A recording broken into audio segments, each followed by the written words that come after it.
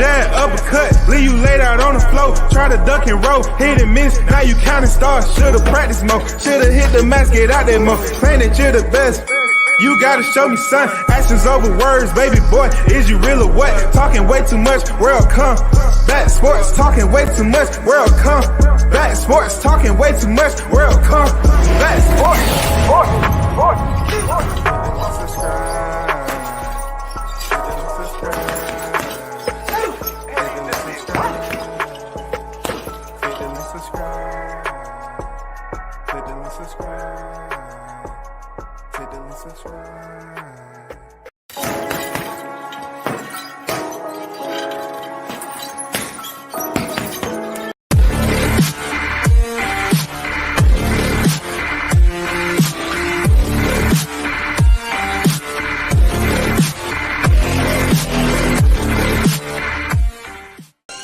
What up, it's your boy Roy Jones Jr. and right now you tuned into World Combat Sports.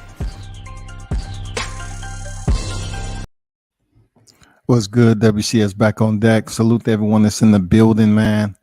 You already know the supporters come first. You know what I'm saying? Above all, everything. I appreciate y'all for supporting the channel. Hey, big news, man. I want to try to wait till some more people get up in here. But we're going to talk about, of course, some hot topics, but we want to try to get down to something. We're trying to get down to the core of this boxing media. That's all. We're just trying to figure it out. I don't think it can ever be figured out because it's just too many people that's controlling it. You know what I'm saying? If you're in the building, hit the like button. You know, show some love. Hit the like button. It's required. At least. You know what I'm saying? Hit the like button while you're in the building. We have some news to discuss. Really. I've been on cold, man. I've been good, just like my guy Dion would say. I've been straight, man. I didn't report fake news. You know what I'm saying? This freaking topic. Spence Crawford has been beat like a goddamn work mule, goddammit. And now all of a sudden, you know, we have other news that's coming out. We just have Timothy Bradley come out the other day and say this fight won't happen in 2022.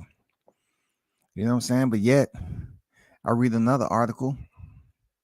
It's telling me, you know, it's still kind of telling us that who they think going to win.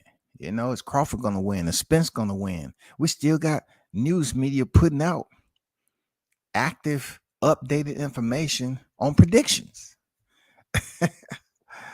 Oh my God, man, this is insane. Real talk. It make you want to damn have a, you know, an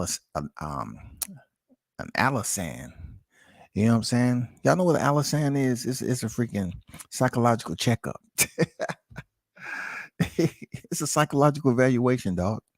It's an examination, man. You know what I'm saying? This boxing media is absolutely crazy.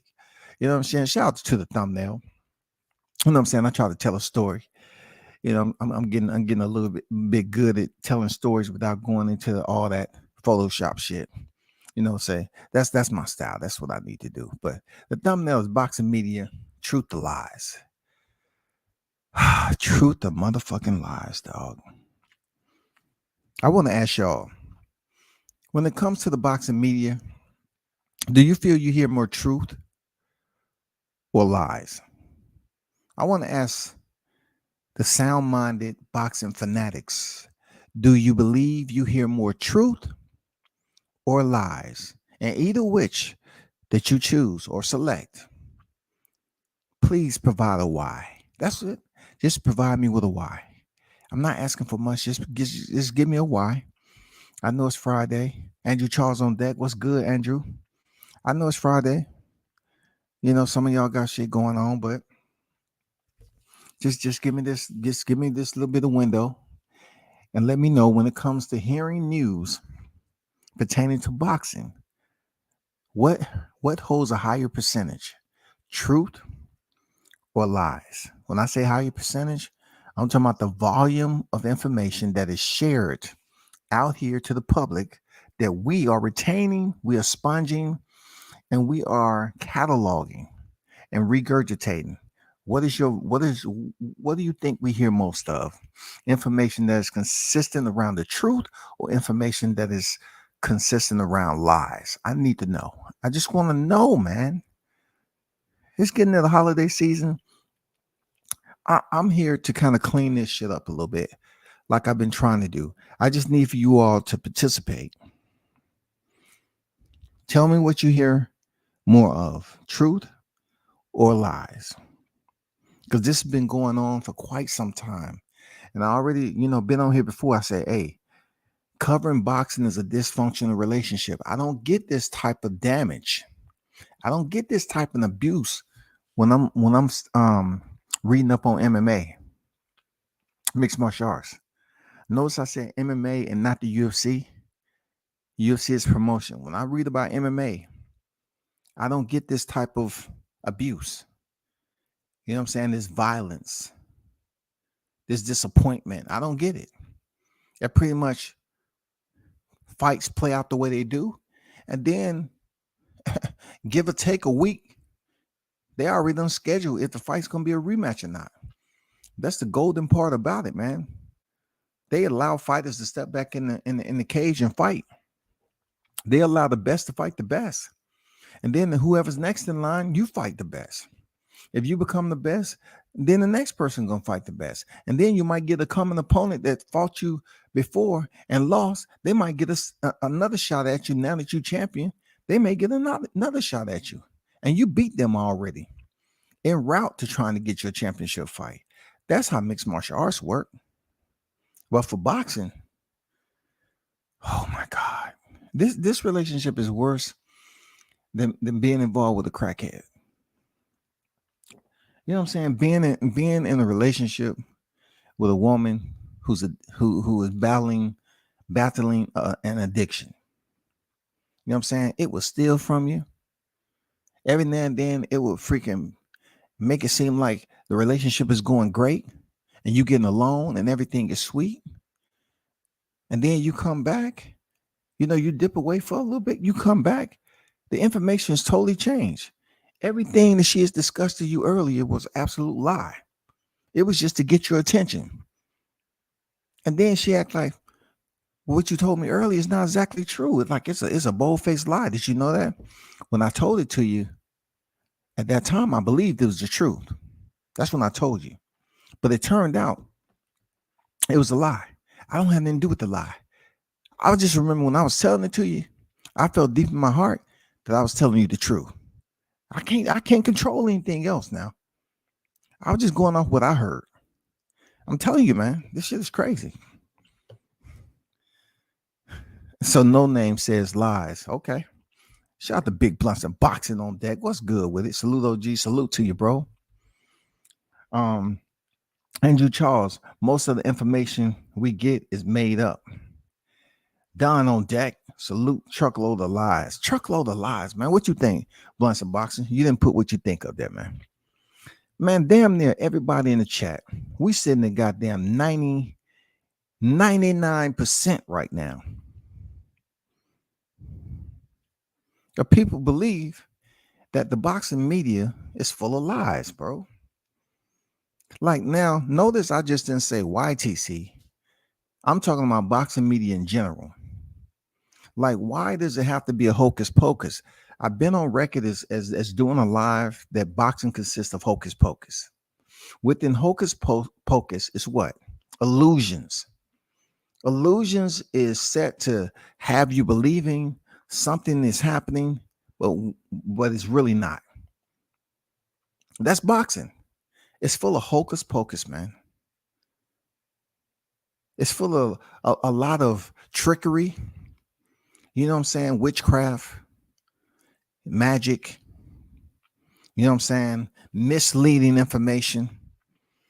And listen, I'm just here to try to break it down and try to understand how long are we going to sit up here and continue to just be puppetized and freaking absorbing this shit like it has something, like we've been thinking about this Crawford Spence fight and we've been really believing it's a possibility. It's a possibility. The light is a possibility. It's a possibility. No.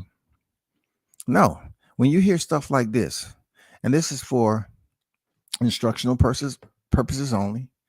You know what I'm saying? I am not the owner of this information.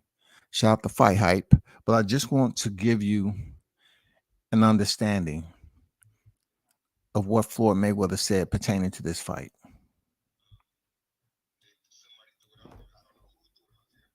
I'm not here to throw nobody under the bus. I keep on saying this fight is going to happen. And once again, this fight may happen. But further down the future, they said the fight was going to happen in November? Mm-hmm. Yep, November 19th, I think. November 19th. So that's basically almost, we'll say, a month away. Okay, a little bit over a month away. Okay, 6 weeks, whatever. Mm-hmm. Right? No press tour. No. No press conference at all. No. Spence didn't post about it.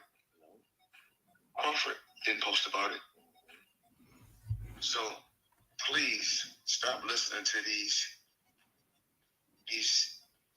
inaccurate writers writing about things that they don't know about.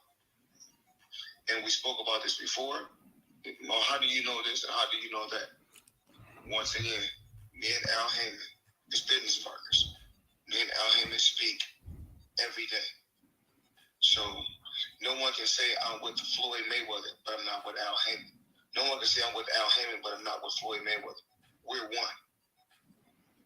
So if you see the Mayweather Promotions banner or you see the PPC banner, know that it got something to do with Mayweather at the end of the day and Heyman. Why is that? I don't understand why that's a difficult concept to understand. Like they probably don't like it. So I'm just gonna silence it right there. Shout out to Fight Hype for that information. Okay. And salute the Fight Hype. Who they made a very smart decision back in the day. And I didn't get anything from them in the way I cover boxing. But I feel if somebody believes you genuine, they're gonna allow you to cover them in all honesty. You know what I'm saying? And that's what Fight Hype. Fight Hype covered Floyd Mayweather when he was down at a certain time, and he give them exclusives to everything. Nobody's saying they're dick riding. No one's saying they putting out this and that and the other. They get the information straight from the horse's mouth. You know what I'm saying? Shout out to them for having exclusive information and contact and interaction with TBE. And they get all the insight. They have over 1 million subscribers, man. Over 1 million freaking subscribers. And then getting back to the task at hand. Blunson Boxing says, shit, I honestly don't know what to think. When has Floyd told a lie, though? That's what Coach said. He said, show me what Floyd lying at. When Floyd initially came out and told y'all not to believe what Mike Carpenter was talking about, well, it hasn't been any type of break. You know what I'm saying?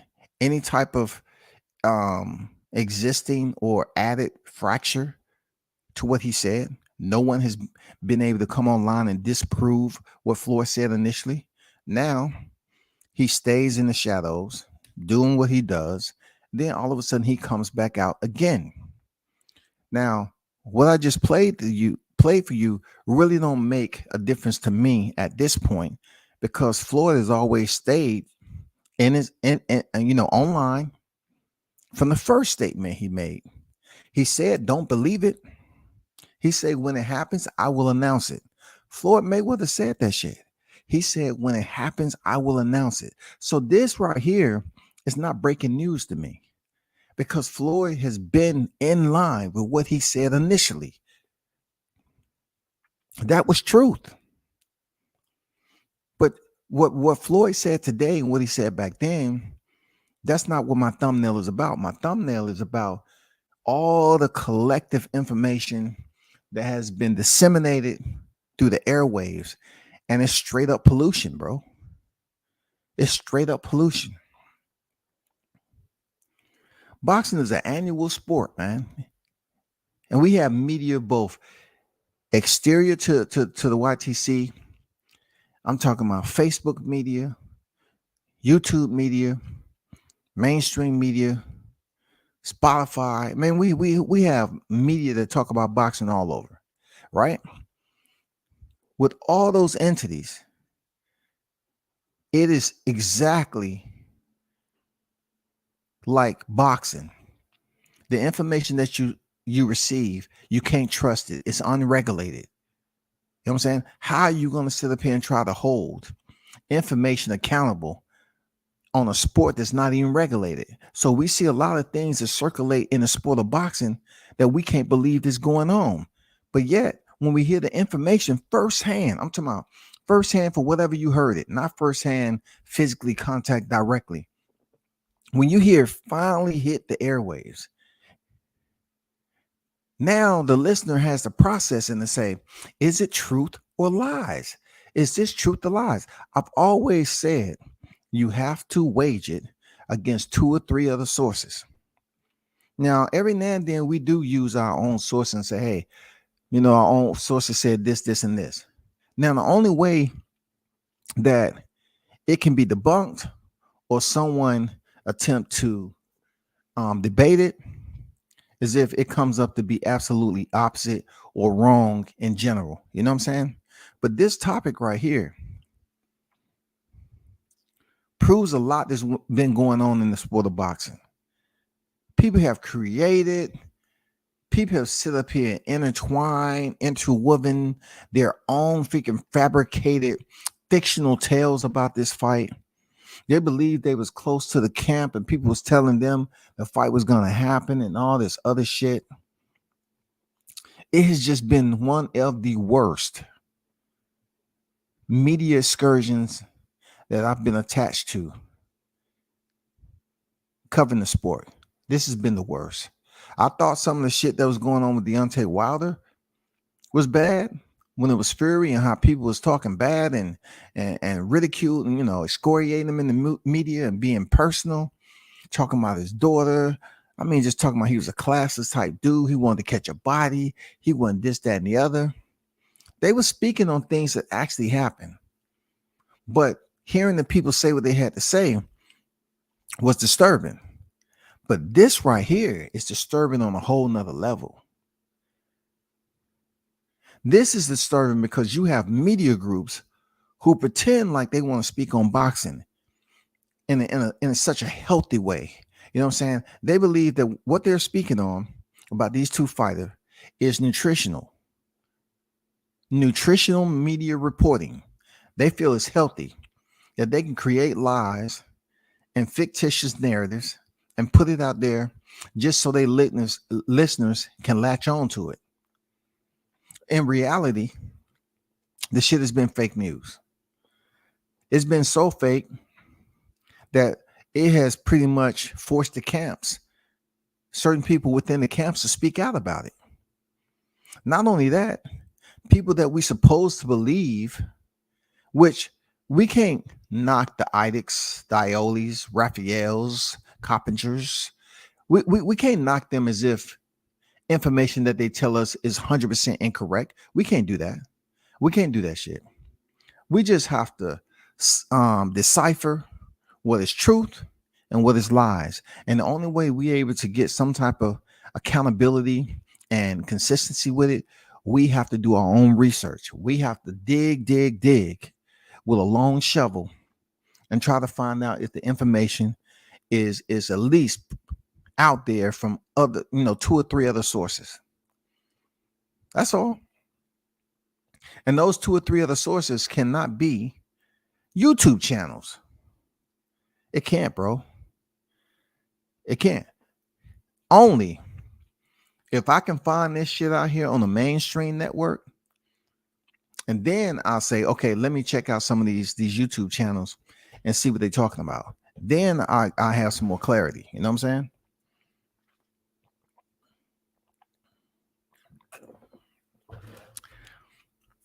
This shit is unbelievable, bro. You know what I'm saying? You have to decompress this shit, bro. You have to really pop the lid and decompress, man. Just let the air out. Hearing Floyd Mayweather come out and say what he said. it's no shocking. It's nothing shocking to me because he's pretty much been on par with what he said initially. I mean, I'm not sitting up here jumping up and down that he came out and said what he said. Hey, he's always he's always been on par ever since he said, "Don't believe that." He said, "Don't put that out there. That's not true." You know what I'm saying? Don't put that out there. That's not true. Has anything came out yet? Have we got the fight? Have we got the date? No. So you got to give a check mark to Floyd Mayweather for being the Lone Ranger in this whole situation. He came in, showed his face, dipped back out, came back again, said what he had to say, dipped back out. He's not really, full-fledged attached to this situation. Why? Why should he? Unless he was getting something out of it. He did make another statement. He said him and Al Haymon is as one. I can believe it. I can believe this shit. I can believe it. I'm just, looking at this article of Boxing News 24. And this has just came out today, the 7th. Okay. I know we have a couple more hours remaining in this day, but it says Errol Spence size give him an advantage over Terrence Crawford, says Kenny Porter. Kenny Porter is still talking about this fight. Just like a lot of other fighters, they're still conversing about this fight. They're still creating scenarios about this fight with Crawford Spence. People are still talking about it. So I'm asking myself this question, right? I said, are they talking about it just because there are media segues out there who are willing to hear them talk and to ask them questions and to get these interviews and then put it out there? Because they need content too. They need their grocery list to keep on multiplying and multiplying. So they have to continue to go and, pick up certain items. They have to go see these names. They have to ask the questions. And of course, these people are going to be cool. You about to do an article on me? Cool. I don't mind.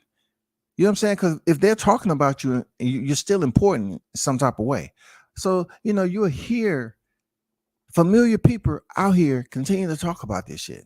So my question is, I wonder, do they actually believe the fight is happening deep down in their soul? We're talking about people who are interconnected to boxing. Do they truly believe this fight is going to happen? Or they just out here doing media and answering questions and keep on just putting information out there like everybody else? Are they desensitized like a lot of other people when it comes to boxing media? I you can lean either way with that, man. You know what I'm saying? I think it's difficult for me to sit up here and say, well, they don't know shit. No, they know. They talk. Believe me, when you go to these fights, that's where you learn the good shit at. When you go to these fights and talk to the teams, they will tell you some good info. They will let you know in person. That's real talk. That's 1,000%, 1,000%. Just like when I went to the fight and I was talking to a coach that's really good friends with Eubank Senior, and he was telling me he don't want the fight. He don't think his son should be losing all this weight, and he's pretty much concerned about his son's health. You learn that face to face, man. Ear to ear, boom, they tell it to you. But I'm gonna be honest. These people that's interconnected to boxing, they know the truth. Man, they know the truth, man. Shit's circulating around. But when these other media segues come up and want to do an interview with them, they don't ever turn it down, man. They don't turn the shit down. Y'all hold on for a second.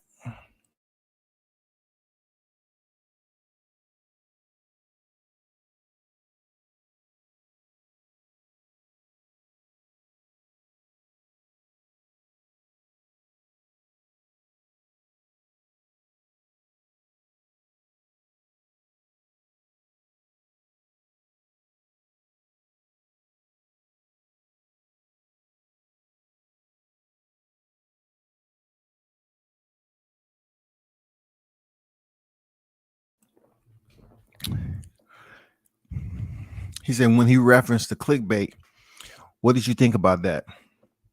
You think he's addressing the YouTubers?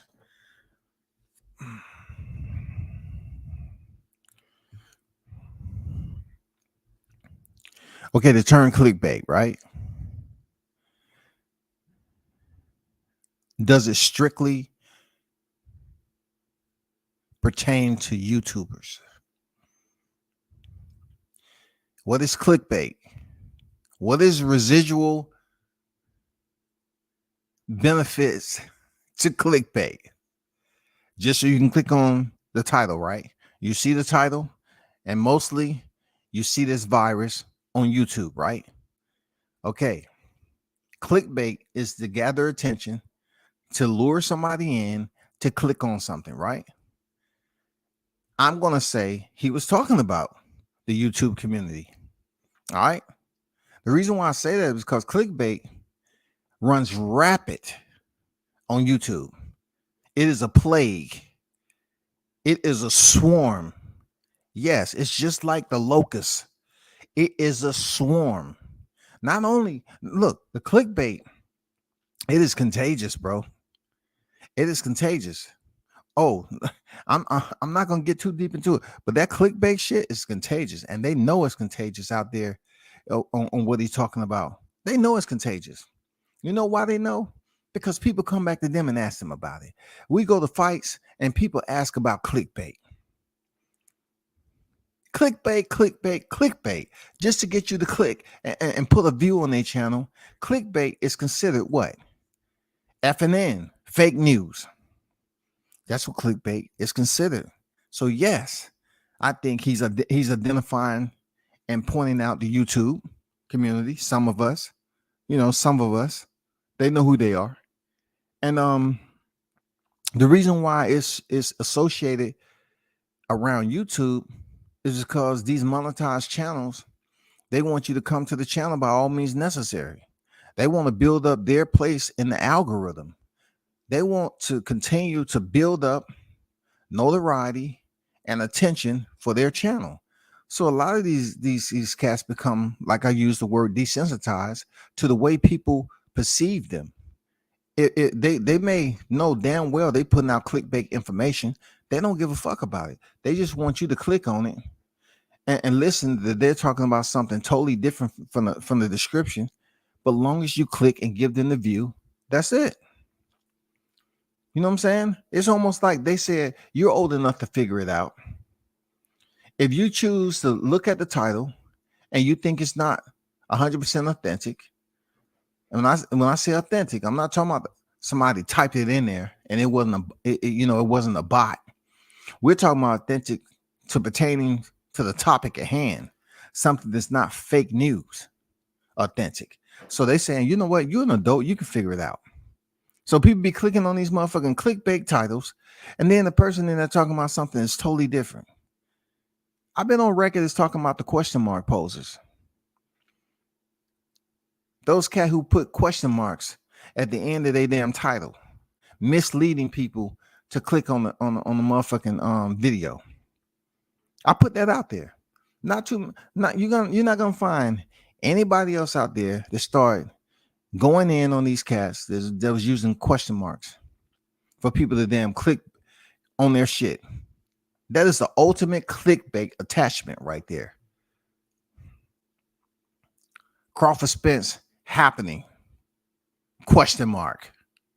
But they'll put something so it can't be seen. You know, these cats know how much of a title is seen on YouTube. So they're a lot of these cats, they'll type the title out just long enough so you can just read the first half, and then that question mark is hidden. They just want you to click on it. So yeah, Floyd Mayweather talking about clickbaiters, yeah, YouTube. I must reiterate, it's not all of us. It's not. It is not all of us. But it has gotten to a point where, it hit a fork in the road where, for me, you have to choose to like identify some of these people that's using clickbait and fake news, because other people tend to group the YouTubers together with these same individuals who's putting fake ass information out. They're hurting. You know what I'm saying? Their contamination is doing more than just, you know, their channel and the boxing community. It's basically bleeding over to other boxing channels and causing people to believe that we're out here doing the exact same thing. That's when it becomes a point where you got to speak up and you have to say something about it. And you know, people may think, oh well, you don't have the same amount of listeners that I got, right? So it don't matter. Yes, it does, because people know who you are. I can be one person. I've been one person. Go to a fight, ask for an interview. I'm one person. So if my one person is on YouTube and I'm doing an interview or asking for an interview, and they decide to decline because I'm a YouTube channel, and then you ask, so why would you do that? Aren't you with that group? You know, aren't y'all, you know, part of the YouTube community? Y'all put out all that fake news, that clickbait shit. I don't like that, man. And then they go tell you somebody who pissed them off. Well, I heard so and so, and you know, he always put out clickbait. Or this person over here, they always put out clickbait. They'll tell you straight up. Look, you don't want to laugh in their face, but you're like, yeah, I understand where you're going with it. But these individuals feel that they do not say anything that's fake. Yeah, swear up and down, they don't say anything. So yeah, I feel that he was talking about YouTube. Hell yeah. So when you hear people like Cheyenne saying, I'm just a weatherman, he says the weatherman wakes up and tell you it's gonna rain, then it don't rain. Is the weatherman lying? What do you think? So peep this out, right? I've heard that bullshit before. I have. That is a pathetic excuse. Just release yourself from liability. When people use the weatherman situation, you're dealing with Mother Nature. Now, being that Cheyenne is old enough, and I would hope intelligent enough to understand that media has nothing to do with meteorologists. You know what I'm saying? It has nothing to do with reporting on the weather. You're not a meteorologist. You're far from it. We're talking about something that is controlled by an entity that we can't control. We can't control what happens with Mother Nature. So that is absolutely pathetic. And it's just another level. It's just another page that you can bookmark when it comes to him, that know he's out here putting out fake ass news and willing to come up with any goddamn excuse to separate himself from liability. Because it's so different. When you hear information down here on Earth, I'm talking about feet on the ground, soles on the ground, right? Soles on the ground, ears on the side of your face. When you hear, you take the eyeballs and you're reading this information.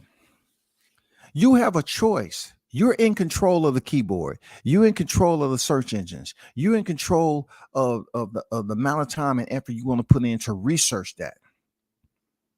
You have the option to go research it before you execute a live, before you create a thumbnail and go live.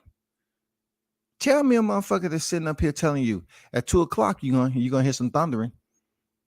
All right, 2 o'clock you're gonna hear some thundering. I mean, it's gonna be loud too. At about 2:13, you're gonna start to see some lightning. 2:30, we're gonna be in a full blown storm. You know what I'm saying? We're gonna name that storm Mr. Wet. We're gonna name it Mr. Wet. That's the name of the storm. If a storm is already developed, it's easy for them to say, hey, that storm is heading this way, and we may catch some of it. We don't know how much we're gonna catch, but we may catch some of it. The storm is already up there. No one has a search engine up in the sky to the point where we can sit up here and put in some information for sunny skies. Press enter, and it's going to change the outcome of that storm. No, that's Mother Nature right there. That's a poor, pathetic. I mean, I'm talking about to the lowest form of common sense for somebody to say they're just a weatherman. It's stupid. It's ignorant as hell. And for anyone who listened to that shit and believe that someone's just a weatherman, someone's just a weatherman, you know, that takes me back to like, how does a kid determine right from wrong? You know what I'm saying? How does a kid that's going through 4 to 5 years old, 6, they're going through the critical period of learning and they're trying to determine what's right, what's wrong, right? So just think of a kid who was playing around in the house at 4 and they was playing around in the toilet, in the bathroom area, in the toilet. And then their parents saw them do it and they didn't tell them no. They continue to get older and older and older. Now the kid is potty training. So that kid knows they're taking a shit in the toilet. They're taking a shit. They used to believe it was easy for them to play around in there because they didn't really have a visual. But now they do. They know now I'm pissing and I'm shitting in the toilet. Now it's up to that kid because developmental wise, their brain has matured enough to know that this is the department that I don't want to play around anymore.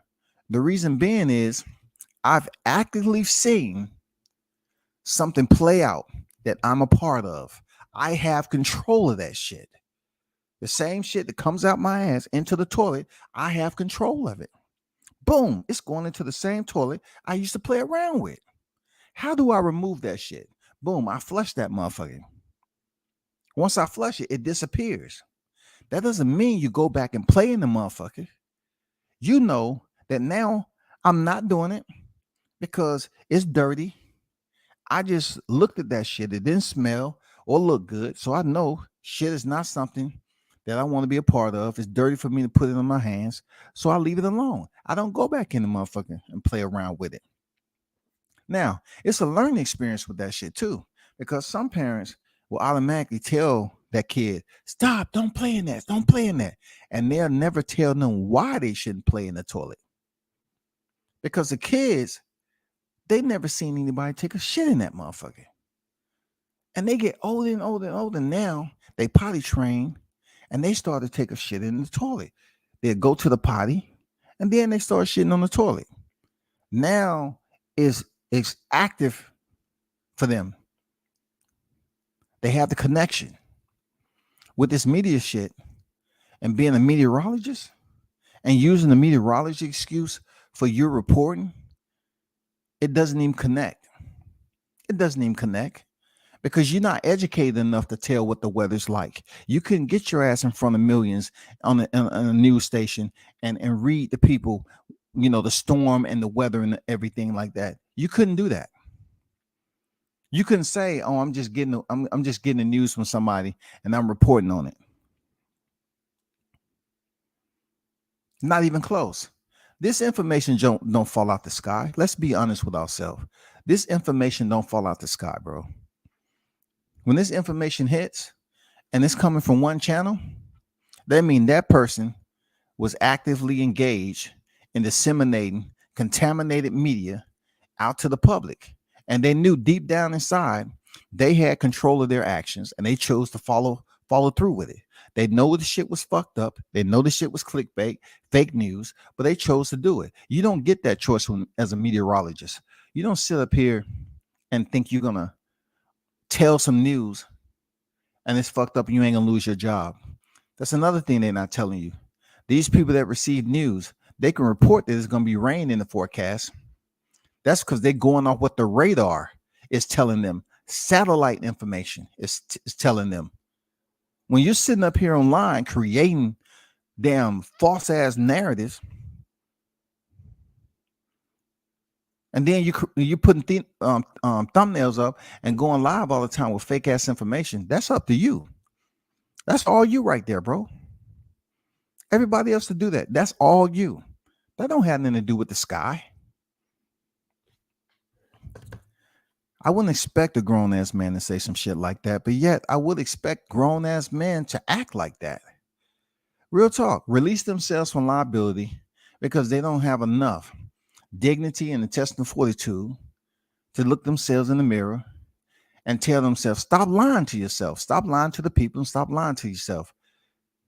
You're doing this shit because you don't care about the listeners. You're just doing it just because you feel that you got a big enough audience and you can put out fake news and people still listening. That's how I feel about it. I feel like the weatherman a goddamn lie if he say it'll rain and it doesn't. Weatherman, where the fuck did you get your information from? They're getting it from radar systems. Don't you know where their radar is at? It can pick up a storm moving in, but that storm is so high up, it can be any type of other, I don't even know the proper terminology to use, but some other type of influence up there that can cause that weather condition, that storm, to change directions, to redirect. You know what I'm saying? It's all about control. We're just looking at information off high-tech equipment. We're just reading information from high-tech equipment.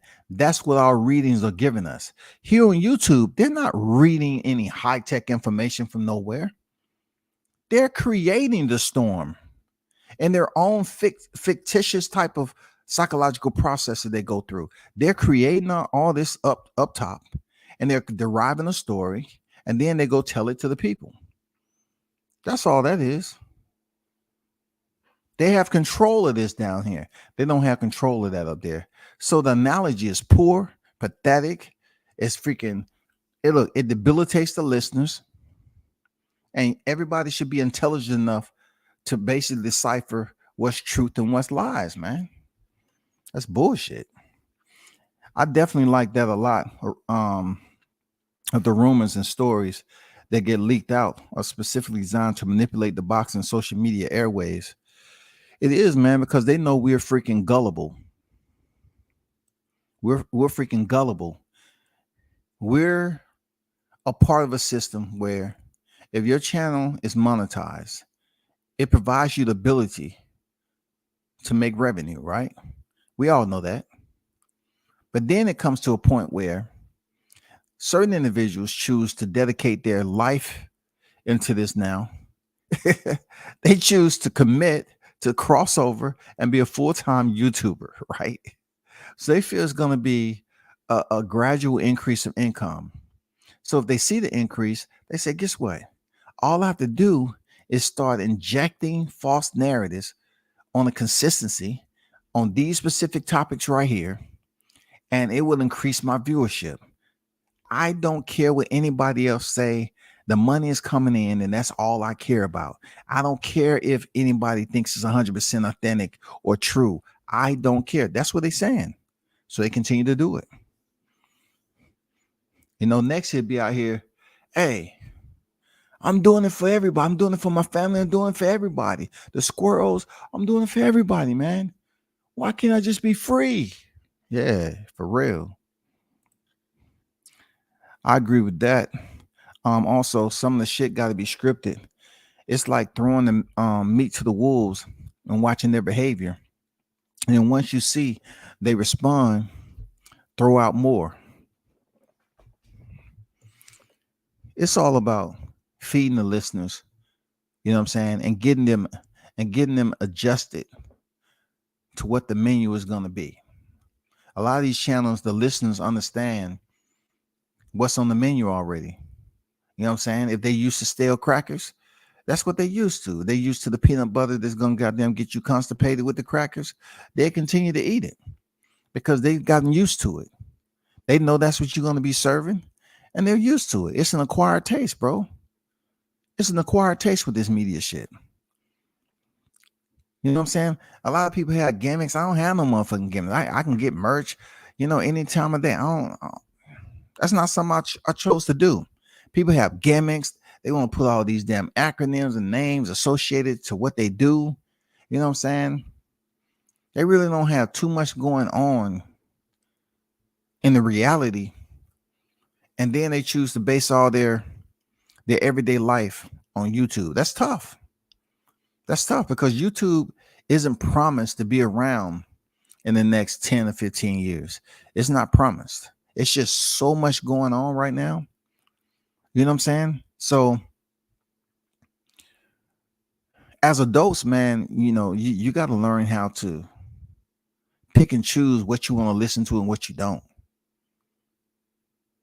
I come on here and talk about the actions of an adult, but these individuals understand that majority of their listeners are adults, so they should be able to understand the difference between a plus or a minus.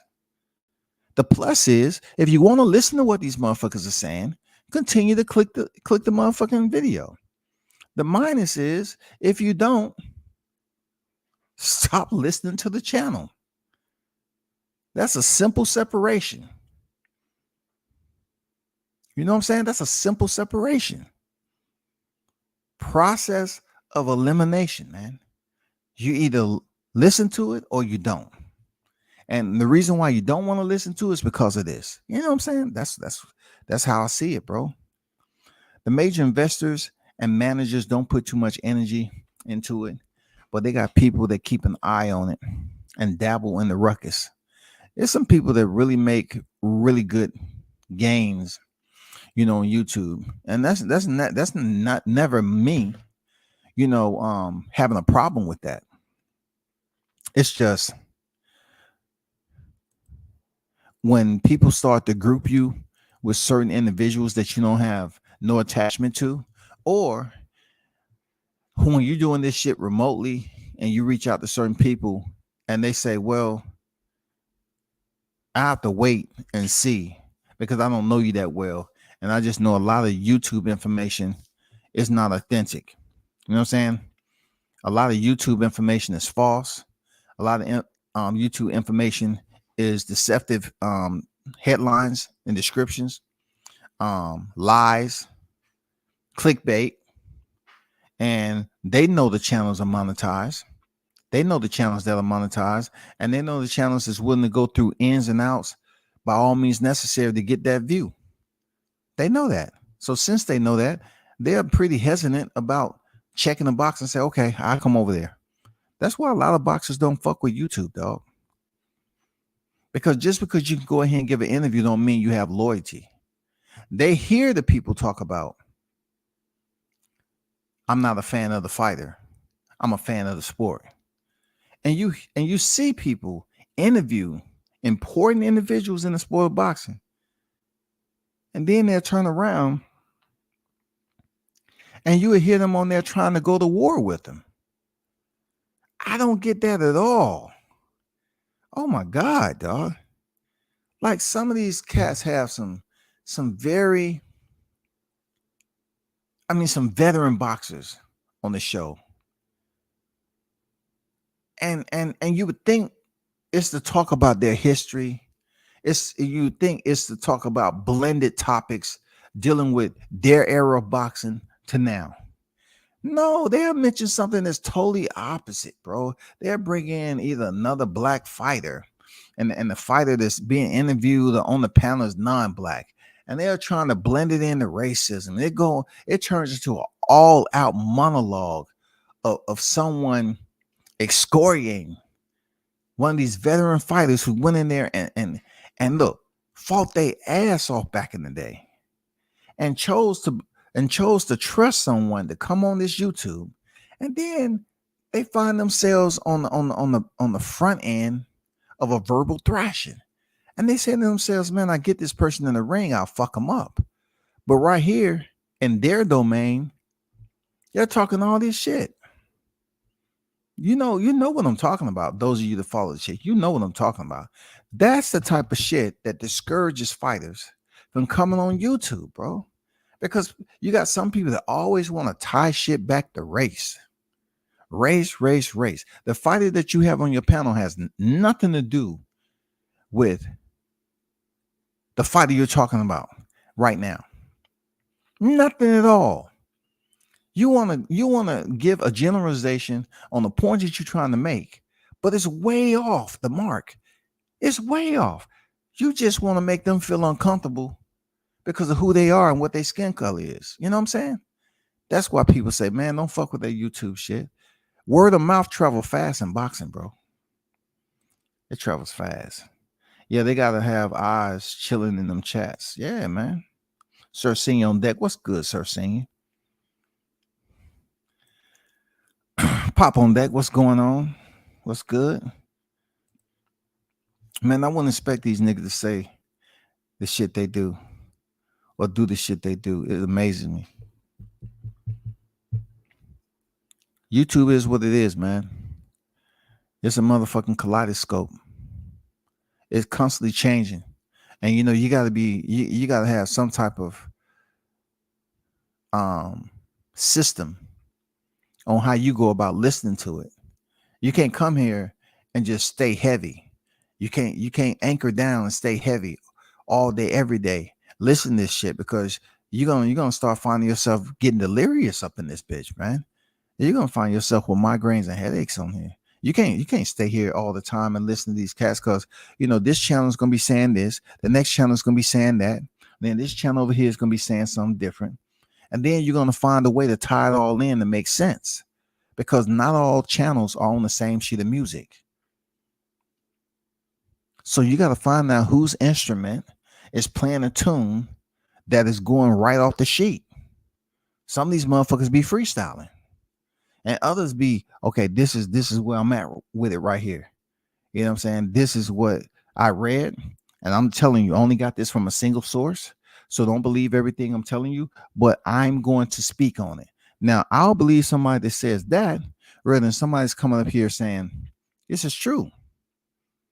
And they put in the title as if it's true. You know what I'm saying? Just like this article said, Errol Spence size give him an advantage over Terrence Crawford, says Kenny Porter. All Kenny Porter is doing is just talking about what he believed, as far as the fighter's dimensions. You know what I'm saying? What he know in the sport of boxing, knowing both fighters. You know what I'm saying? Terrence Crawford, Errol Spence, his both face Kenny Porter's son, Sean Porter. So I don't take too much stock in saying that Kenny Porter is talking about this without the fight actually happening. He's giving his assessment, you know what I'm saying, on what he believed Errol Spence advantage would be over Terrence Crawford. I don't put too much emphasis in it. But if he was tying that into a date and saying, right now, Terrence Crawford, if he's in training camp, he better be working on this, and this, because I know Errol Spence is. I heard it from his camp. Then I'd be like, man, did y'all just hear what Floyd said? That's all I'm saying. Meteorologists stay on some BS too.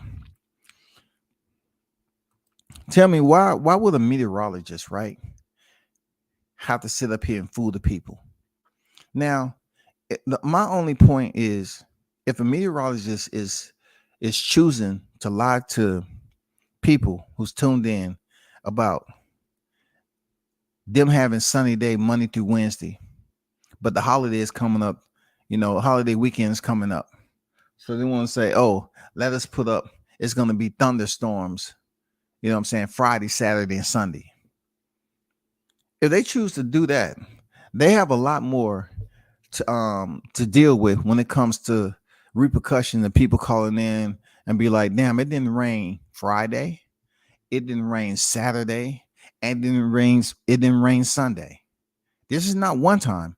This is have to be consistency with them giving false information to the listeners. They're not going to sit up here and say, well, the meteorologist is the one who did it. All they're going to do is refer back to what they read from the radar, what their people telling them. I mean, come on, man. We see the shit on the news all the time. Why are we acting like now we have control of what happens in the skies? If we see what happens in the skies and it's supposed to be a hellacious hurricane en route, and the news people then report on it, that's impossible. That's impossible for that shit to happen. That's why you cannot correlate this to social media. It's gonna be a news station. So if you dumb enough to listen to one motherfucking station, and your house is the one that gets swept out to the motherfucking sea, and then you moved in that area because you say, oh man, that's coastal property right there. There's gonna be a lot in the future. And shit, the sky's motherfucking dark. Hey, the neighborhood is motherfucking empty. It's like, what the fuck on here? A dog or nothing? All that traffic you heard, people backing out the driveway and getting the fuck out of there. You say, oh man, they must be having some damn yard sales around here, a party, downtown or something. No, motherfucker. They heard the news and they was getting the fuck up out of there because it's only one little highway that leads off that coastal area to mainland. The mainland. You know what I'm saying? But your dumbass looking at one channel. I ain't see shit, dog. I ain't hear shit. I'm out the damn hold strong, man. Fuck that. I'm out to hold strong. Fuck it. Let me see if I can pull this video up right quick of what I'm talking about. This video is crazy. Let me see if I got that video. Did I even download that video? You end up like this motherfucker right here, man. Where's that video at? I don't think I did it. God damn it. I didn't do it. It was a video of a person that stayed in the storm, man. They try to wait out the storm. And then they showing a video of how high the water is at their front door. The water was goddamn like 6 or 7 feet. They had storm doors on that motherfucker. You know what I'm saying? And the water was so high outside their door.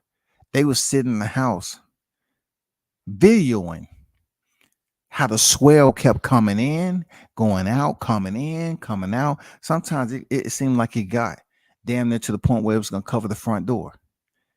But them doors was holding strong, man. It was some crazy shit, bro. I'm the weatherman, people. It's not my fault when the info not true. Nah, man, you can't use the weatherman, bro. Look, that shit is so far-fetched. It leads to question of how foolish you truly are as a person. Anyone who chooses to take such a broad stance on them being accountable for the information they put out to, and they're just going to say, you know what?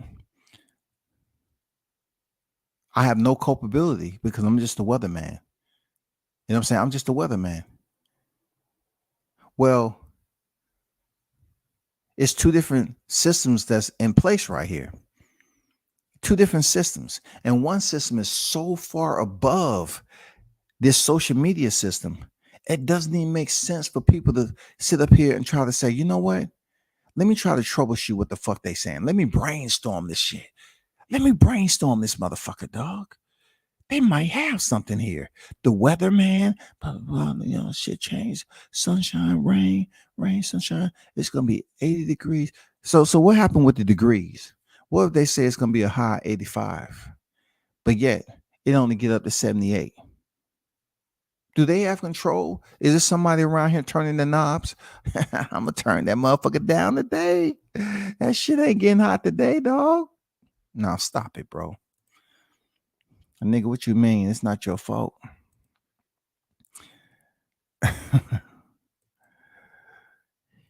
It be barely drilling outside and the radar is showing all red. Because the radar is looking at a higher point, a higher elevation than what we're seeing down here. You know what I'm saying? That's the only way I can assume, you know what I'm saying, to come up with a logical answer of why the radar would be red and so forth like that without being qualified to speak on that. You know what I'm saying? The radar is looking at something that says a higher elevation of assessment, and we're looking at what's precipitating down here thousands of miles down, man.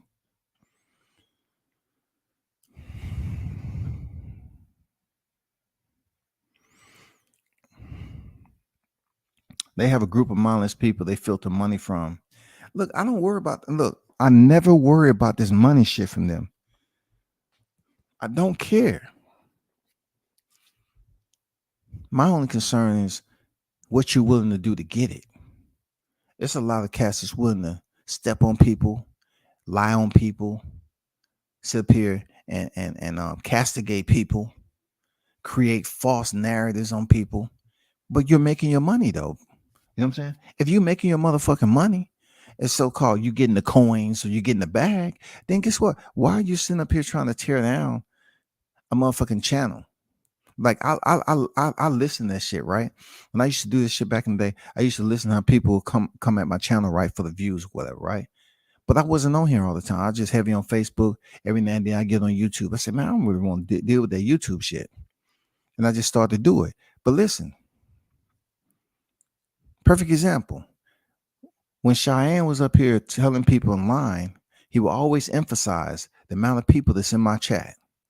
But yet he was trying to say a fight that happened years ago that I was getting mean. Somebody who barely have anybody in their chat. I was driving all the way up to Texas on a top ranked card to cover a top ranked card with credentials. I was mad because I didn't get an interview with Errol Spence. That was an absolute lie. How can I get set up? How me Dolo can get set up with an interview on a top ranked card? How did I even know Errol Spence was going to be there? I didn't know he was going to be there. I didn't know Derrick James was going to be there. I just knew the fight was going to be in Texas. They're in Texas, of course, right?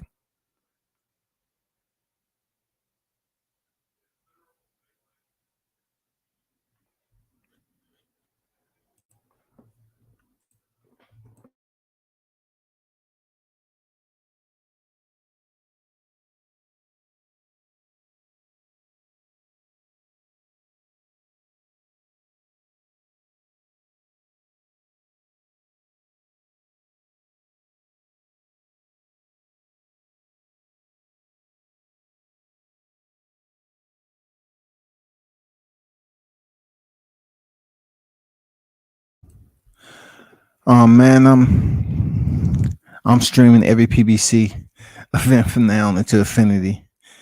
They was never gonna fight, even if Bud is 35, still too risky. Shaking my head, salute WCS. Yeah, man, salute to you, Juice. You know what I'm saying? Hey, I told you Spence didn't want trying to make this fight, man. They want to fight everybody but Terrence Crawford because they know. I said it. Once he lose those titles, man, those damn AT&T and all this other shit they used to talk about, he ain't never sold out no AT&T stadium at full capacity. He may have sold out the allotted tickets for the capacity for that fight, but he ain't never sold out no AT&T stadium. Come on, man. That's just like a fighter coming down here and say he sold out Mercedes-Benz, but that half of the motherfucking shit is sectioned off. You know what I'm saying? You're not selling out shit. You're just selling out the allotted tickets for that fight. They'll never tell you the numbers.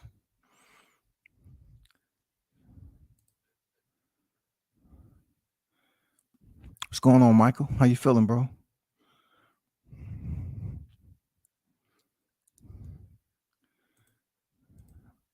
I must have said something that made sense. They start spamming the chat. I noticed Crawford very careful who he rock with on YouTube interviews because he wants to protect his energy. That's very smart of him to do that. That's very smart of him to do that. That's very smart.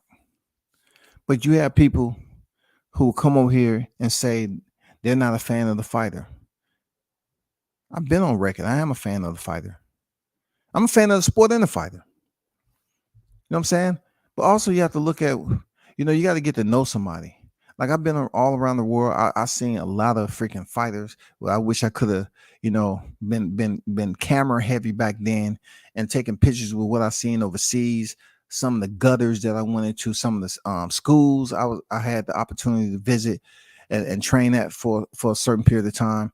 I mean, I wish I was really deep into being able to get the coverage like I do now. But I was, it's different back then when you were serving and when you had, a lot of restrictions and shit like that. But anyway, I just don't get Google-eyed over a fighter. I just never been that way. But other people will sit up here and tell you that you D-ride or whatever the case, because they're stuck on terms that they feel good saying all the time. You got to be a fan of the fighter. If you hear a person say, you know, so and so is my absolute favorite, and this, that, they're a fan of the fighter. Don't believe nothing else. They're a fan of the fighter. Now you see these dummies that go over here and talk all this shit about a fighter. They take all this shit about the fighter. It's one or two things that's going on. They talking all this shit about fighters because they never are going to attend a fight and attempt to get an interview with that fighter. So all their engagement is here on YouTube. They don't plan on going to the fights. All their engagement, 100%, will be right here on YouTube. So guess what? They feel that if someone can tell this particular fighter on what these individuals are saying about him, they can get a response on Twitter. And that is gonna, in their eyes, that's gonna merit them to say, oh, he responded to me. She responded to me. Yeah, that's what I want to happen. That's what I want to happen. And guess what they're gonna do? They're gonna continue to talk shit about that fighter because it's bringing them more views and it's giving them more attention. They're gonna screenshot the tweet and everything else and put it up. Look what so and so said about me. Look what said. Then Cheyenne do that about Charlo, and I was defending him too. Y'all know I was defending him. I say, man, that's fucked up for Charlo to say unsubscribe to him. He don't know shit about boxing. You know, this, that, and the other. I said Charlo didn't build a channel. And I still feel that way. He didn't build a goddamn channel. But knowing what I know now about people's ego and shit like that, I can understand why certain fighters come at these channels. Because they be on some damn bullshit, dog. They be on some straight ass bullshit, dog. I only fuck with certain people. I treat this shit like real life. And niggas I don't fuck with, I don't pay no mind to. My niggas are my niggas. It's easy to weed out the BS. Look, on YouTube, man, it was a point in time where I might have had that mentality that you're talking about. But you got some deceptive niggas on this shit, right? Let me break down some scenarios from what I experienced firsthand. You would get dudes on YouTube. They find out who you are. And let's just say they feel some type of way, like a certain boxer. It's many things that's going to play out. If it's a person that they have contact with behind the scenes, it's been on live. These motherfuckers will drop links to these niggas behind your back. They'll drop links and they'll try to have people pull up. I think that's the most whole ass fuckboy shit that can happen. They don't tell you anything. They can just have niggas pull up, right? And this is multiple channels that'll do that shit. Then you have these dudes who want to get to know you. They want to get in contact with you. They want to act like y'all good friends, get all this information, or call you up talking about a certain individual, record you on the phone. This shit has happened. These motherfuckers, right? Record you on the phone, or you on a panel having a debate with this other person they may have their contact with. And they hit you up on DM, say, hey man, I want both of y'all to get along, this, that, and the other. And then you on the phone with this motherfucker, and the other person's been on the phone, and they want to hear y'all go back and forth and sell it. Oh man, I just got y'all together so y'all can sell it that right here on the phone. Nigga, I don't have no time to be arguing with a grown ass man on the phone over talking each other. That's the same shit we was doing on the panel. So now you want to take it to a smaller audience with just us and argue on the phone while your punk ass is freaking recording the shit? Oh, dog. I'm telling you, bro. That's just shit that's floating up on the surface. Yeah, I don't want to take you underwater. And we ain't talking about snorkeling either. We talking about deeper to the point where you have to really have some damn gear on that motherfucker. You have to have some breathing gear. Take you deep enough in this YouTube shit, you wouldn't believe the shit these cats would do. I'm serious, bro. Captain Chaos, what's good? Wild Dog on deck, man. What's good with it, Captain Chaos? King Mitch on deck. Salute that, Mitch. What's good? Tell me, man, you got to be careful out there. You got to be careful. You know what I'm saying? You got to play the fool. Playing the fool don't actually mean being the fool. Play the fool. You know what I'm saying? Keep your distance if it's up to you to keep your distance. I'm just waiting on Bud to come out and be like, nigga, I ain't see you at no 7-Eleven. Man, hey man, when you get to see people, perform and they give you the entire act right there in front of you, you can never discount that as if they was just acting. If they give you them true sales, you know what I'm saying? They perform right there in front of you. Don't never take it as if they was just faking. No, they was performing in front of you. They was showing you the real them. That was real. You know what I'm saying? It's real. If you listen to people say shit, and you know this was I do blunts and boxing because you have videos, motherfuckers just saying the wrong shit, and they don't care. They say, so what? Then you should always take them for what they were, that they're willing to come out here and say anything and don't care. That's all. They don't care, bro. Don Dollar, what's good? You know you're an aerosexual when you say Spence is a pay-per-view star or the face of boxing. I don't even think it's considered a sexual. That's not a sexual. That's not a sexual, bro. It has to be another term, you know what I'm saying, to use for that. It's much worse than a sexual. You know what I'm saying? For somebody to look at his fight with Mikey Garcia and say he was the one that brought the numbers in. You know what I'm saying?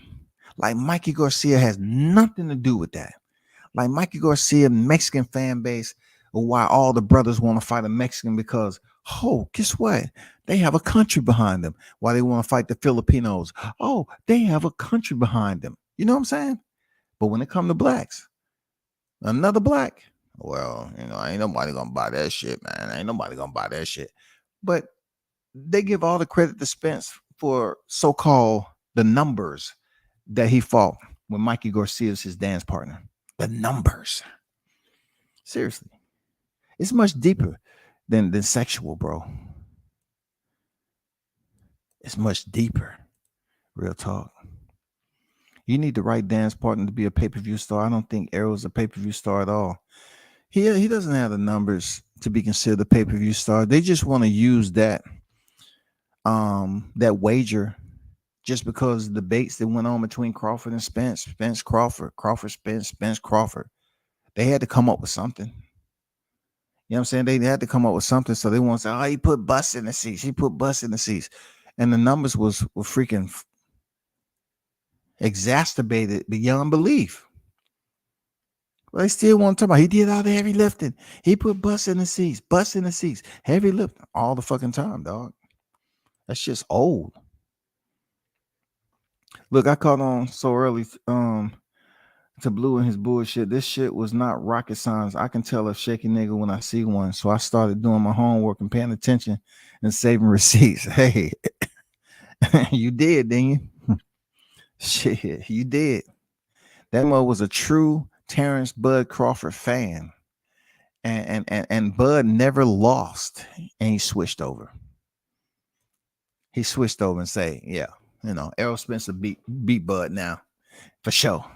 He ain't gonna knock him out. He may not knock him out, but he'll go the distance. He'll beat him in the decision. Why? What brought you to that conclusion? You know what I'm saying? A lack of inner strength and courage within yourself, or peer pressure. You tell me. If it was peer pressure, then goddamn it, you need to work on strength. Goddamn it, you need to work on building yourself up. You need a life coach. The shit that blows my mind is they be older niggas. My pops turned 50 like 2 weeks ago. He would never act the way these niggas be acting.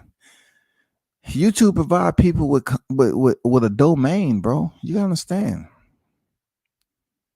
It provide them with a domicile to get behind an icon or a mic.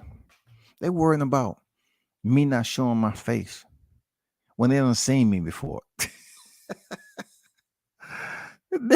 Niggas, They was up there. Oh, you don't get on. You don't show your face. You don't show your. You think at my age I'm gonna get on this motherfucker and show my face every day like I don't have shit to do?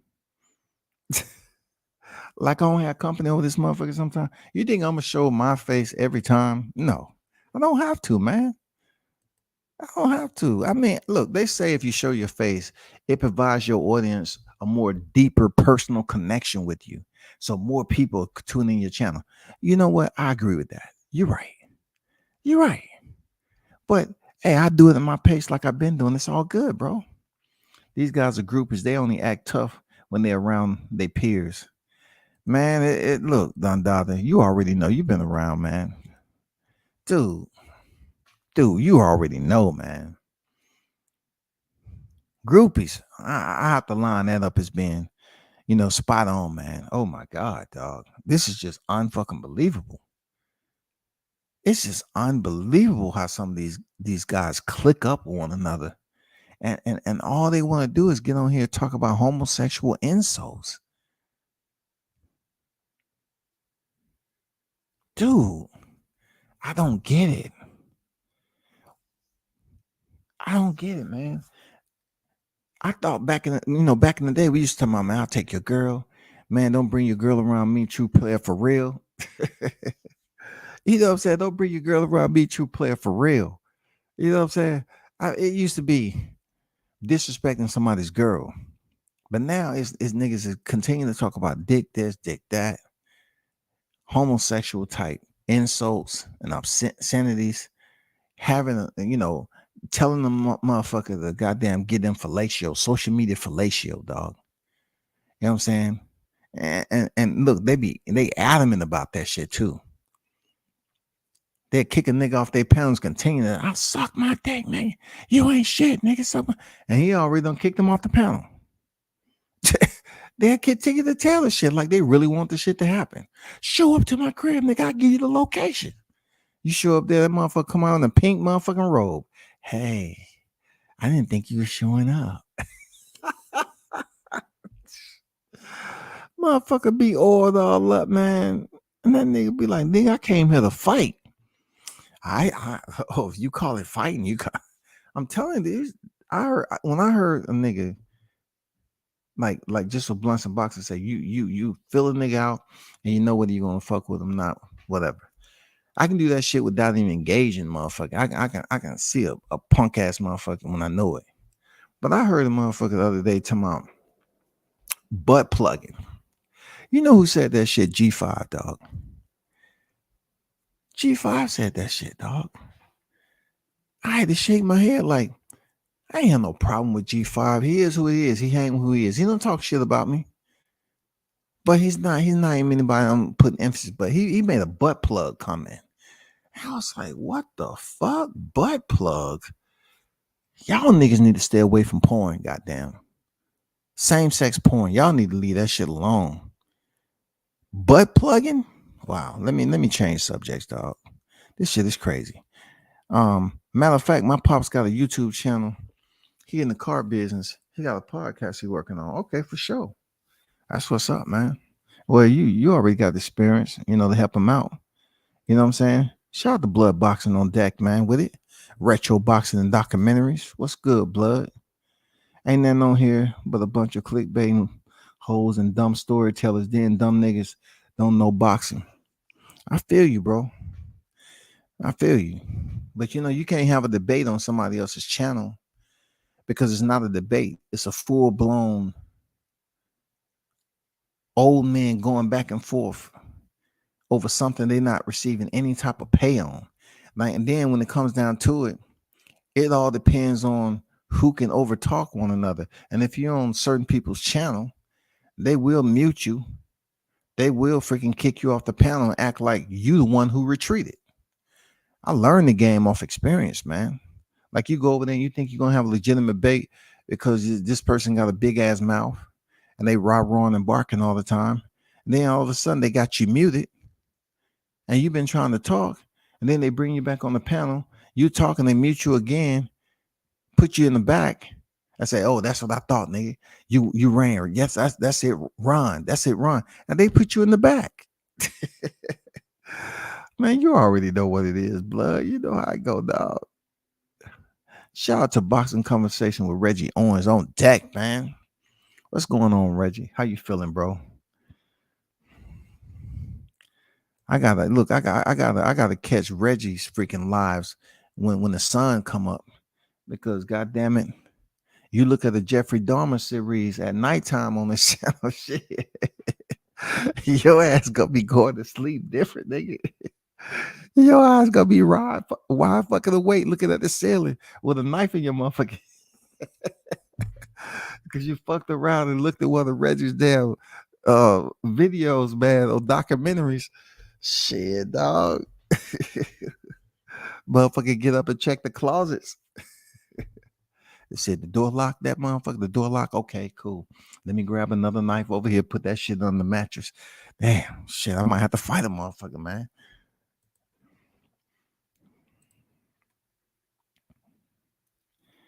Yeah, man, that story you did on that Navy recruiter. Shit, man, that was wild, man. And like you said, that man put 6. And his girl looked good too.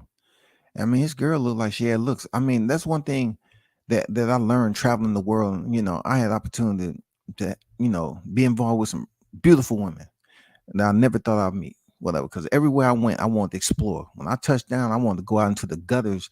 I wanted to go out to the nightlife and all this other shit in these foreign countries and shit, right?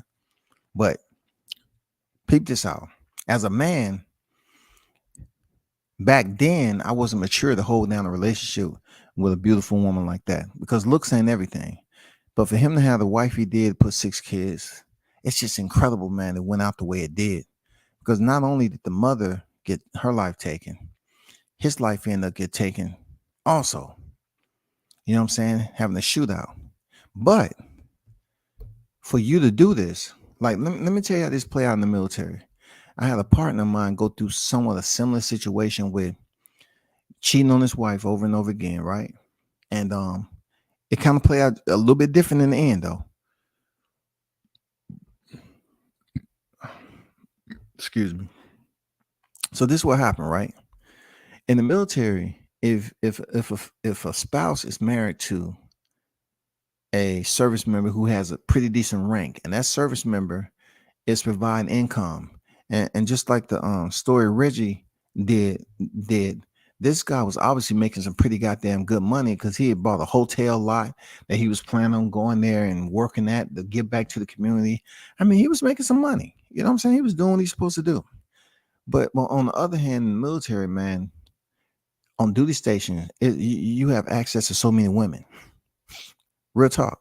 So if you get caught cheating or you get caught in anything, military spouses are built different. Some military spouses understand that, okay, I'm here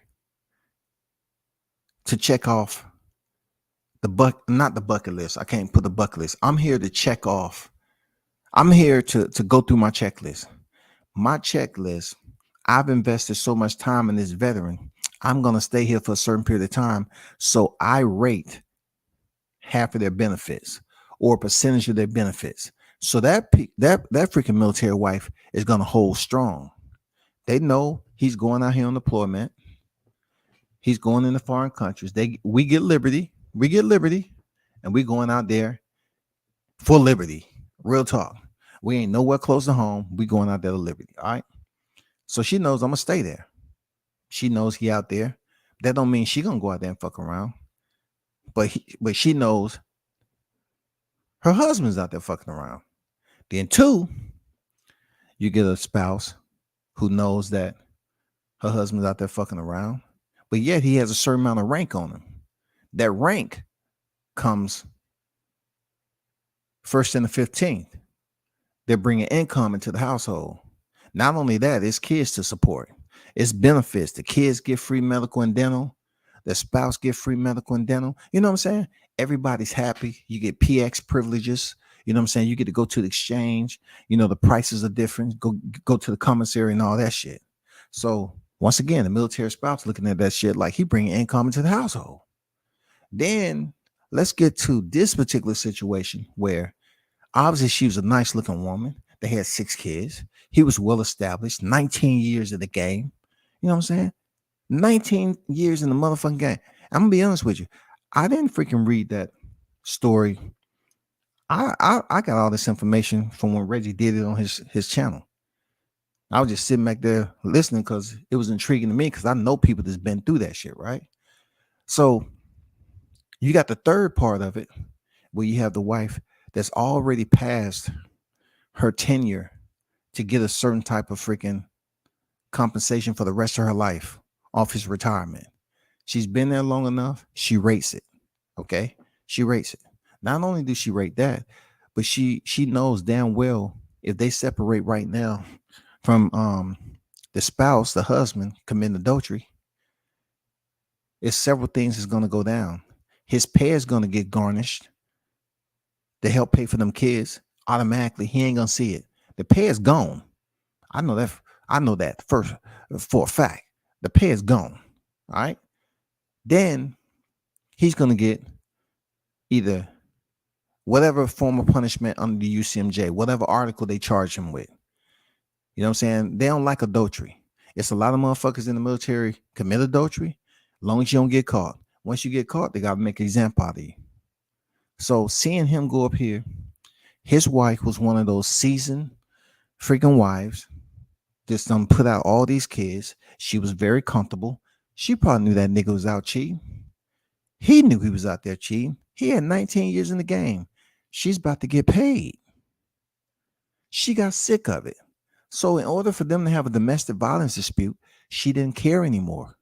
She said, you know what? Either way it goes, he knew it. When we separate and divorce, I'm getting half of your motherfucking pension, and you're going to be paying me child support for these kids. It's not going to be child support that he said, hey, this is the only thing I had this month. No. This shit is coming out of DFAS. This shit is coming out, and you're never going to see it. It's going straight to the wife. So this nigga said, hell no. You talking to NCIS about us having a problem? Us throwing hands on each other? Us having assault? No, that shit is over. His career is over. He's at 19 years, and they about to say, you know what? I don't know what they were going to do. To be honest, I don't know what they would have did in domestic. It according to what command you was at. He could have been in a command and say, you got 19 years, you got 5 months left before you retire. All right. They're going to go through his books and say, take this amount of leave right here. We're going to work you up to this point, take this amount of leave, and we're going to force you to retire. All right. We're going to force you to separate from your wife. We're going to put you in the barracks, and your family's going to be over here in base housing or whatever the case may be for a certain period of time till y'all work this out. But that wasn't the first time. So being that he knew this was a reoccurring occasion, and this wasn't the first time an NCIS was over there, it was a wrap. NCIS get a hold to the investigation, you're probably getting court-martial. You're probably getting court-martial. And court-martial, you're going to get reduction in rank for putting hands on your spouse. So he could have, I don't know what rank he was, but let's just say he was an E8, E7, E8. He go up for court-martial. Most of the time, court-martial don't take you from an E8 and knock you down to an E5. Most of the time, court-martial take your ass from E8 all the way down to E1. It depending on what you did. They don't like you putting hands on a female. Just to go back to what I said about my friend, he had a seasoned wife out there in the streets. We was in the streets, out there in the streets, but he kept getting sloppy. And knowing that he had that damn ride or die wife, and she ended up losing it, and they got into a domestic situation that prevented him from picking up rank.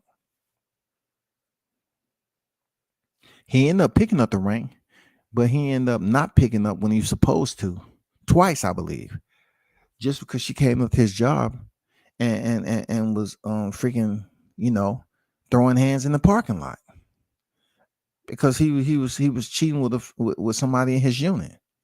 You know what I'm saying? So what happened was she stayed with him because she already knew she was getting what she was getting. She stayed with him.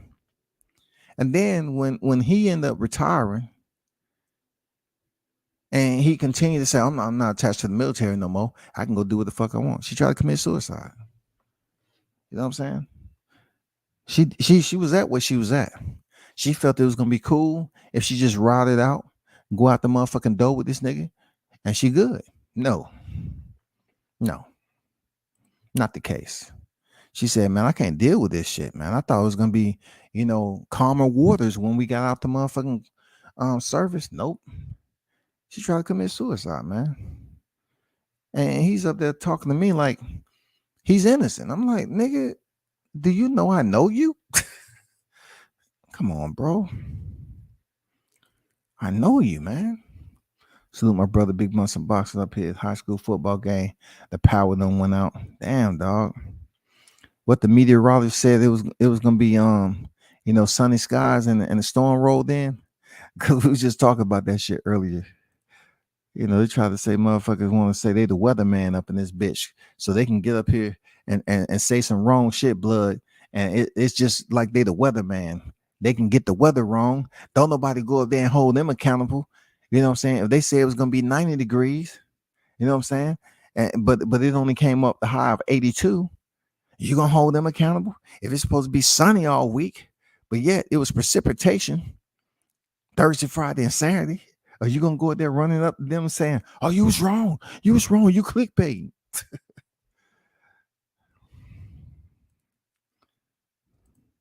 Shout out to my guy Town Business, Sports, and Entertainment. What up, man? What up with it, Town? Hey, man, you want to come over here, Town, man? Hey, this is another soldier, man. Town Business is a soldier in the game, bro. Town Business soldier in the game, man. All that shit you was talking about this fight and everything, man. We done had so many conversations about this fight, and now all of a sudden Floyd Mayweather comes out, and he's pretty much telling Fight Hype, hey, this fight is gonna happen in the future down the road. You feel me? Real shit. Why does Blood Blue keep introducing Spence as arguably top pound for pound fight in the world? Man, I can't speak for what he do and say. You know what I'm saying? The only thing I can do when I want to put the time and effort into it, I speak on the periodic, but I just know I'm not gonna give him full attention to the bullshit he be saying a lot of times. You feel me? Like if you want to say Spence should be pound for pound off Kell Brooks, Sean Porter, and freaking Yordenis Ugas, then so be it. It's up to the listeners to educate themselves. It's just like you getting your education on a subject for the first time, right? And you need that credit.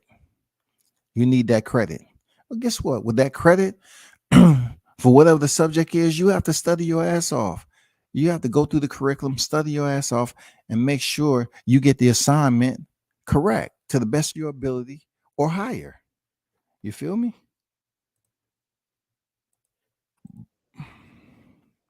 Let me see. Oh, good.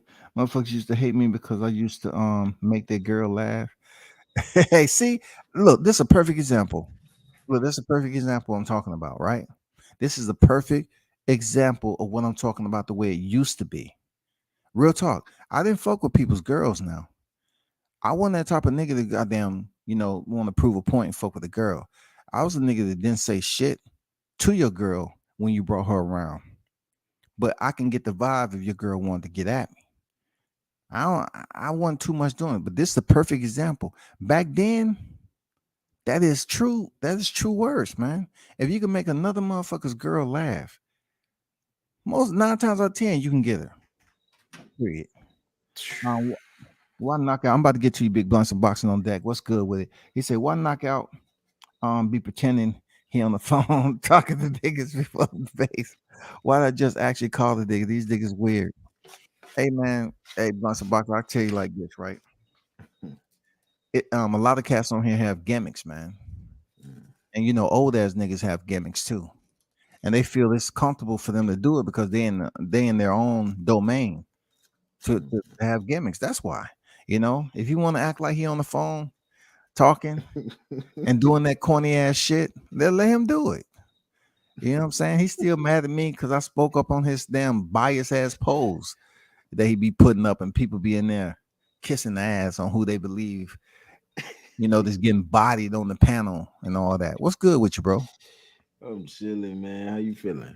I'm chilling, man. It's Friday, bro. You know what I'm saying? Indeed. Just got back with the fam and all that. You know, I'm good. Shout out to everyone that's in the chat, man. Yeah, I was like, man, you know, when I saw how it was just quiet on your side today, I figured you was out, you know, making Yeah, I was things out, happen man. and shit.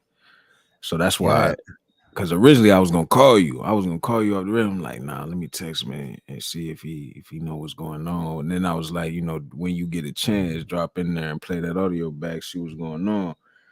But yeah, I'm glad you jumped on this motherfucker tonight. You know what I'm saying? And shit is crazy.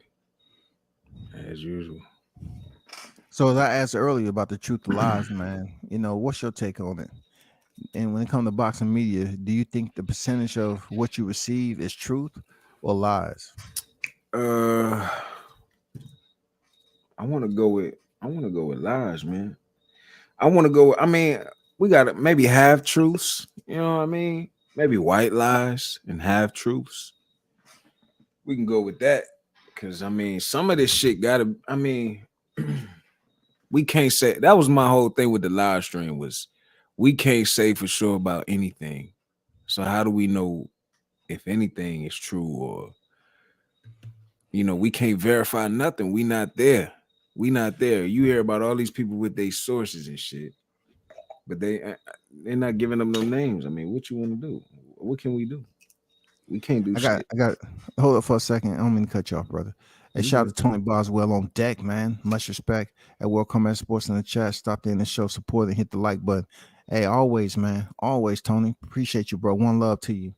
You know, always be safe out there, man. Boxing conversation. Reggie Owens said, yeah, the military doesn't play the adultery at all. Yeah, man. You know, look, it's certain things you can do in the military, but lying, stealing, and adultery, it'll get your ass. Like back in the day when I was coming, you can get an alcohol related incident and survive that motherfucker and get promoted. Now, shit's done changed, man. But back to what you were saying. Go ahead, bro. Yeah, white lies and half truths, you know. Yeah. I definitely feel what you were saying about, you know, once these niggas get into the algorithm, once these niggas start, you know, getting a few super chats and shit, that shit start to carry their ass away. I feel like also that Weatherman excuses bullshit. When I heard it, I sit back and I'm like, damn, these niggas really believe that shit. Like he really got a reason for every. I can't stand a nigga with a reason for everything. I can't stand a person that got a reason for everything. You know what I'm saying? Like when you wrong, you wrong. You understand? Like you don't have to sell yourself out. You don't have to fake the funk. I'm all about keeping shit real because I don't like there's nobody that's gonna do nothing about any like I can be honest with you.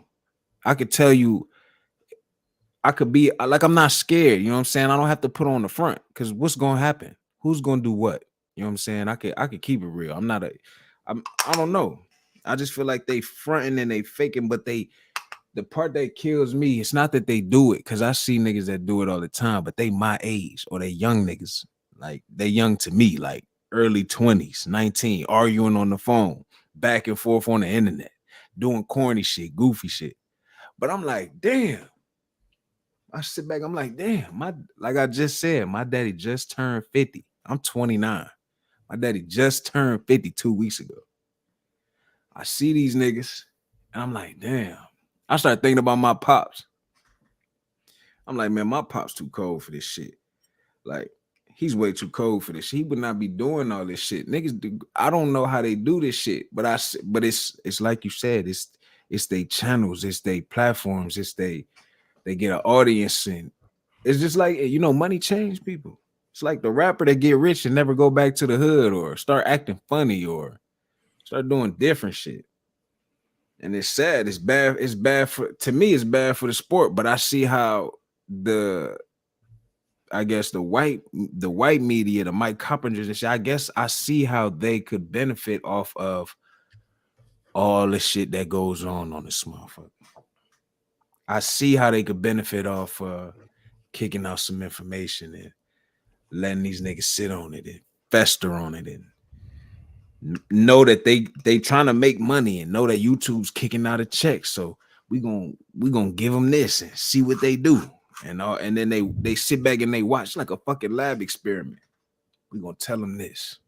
And this shit ain't even true. But they gonna believe this shit. We know. Come on, man. That's what the world is about. Government, governing your mind, controlling what you think. You understand what I'm saying? They it's programming. Everything is programming. So they gonna kick it out there.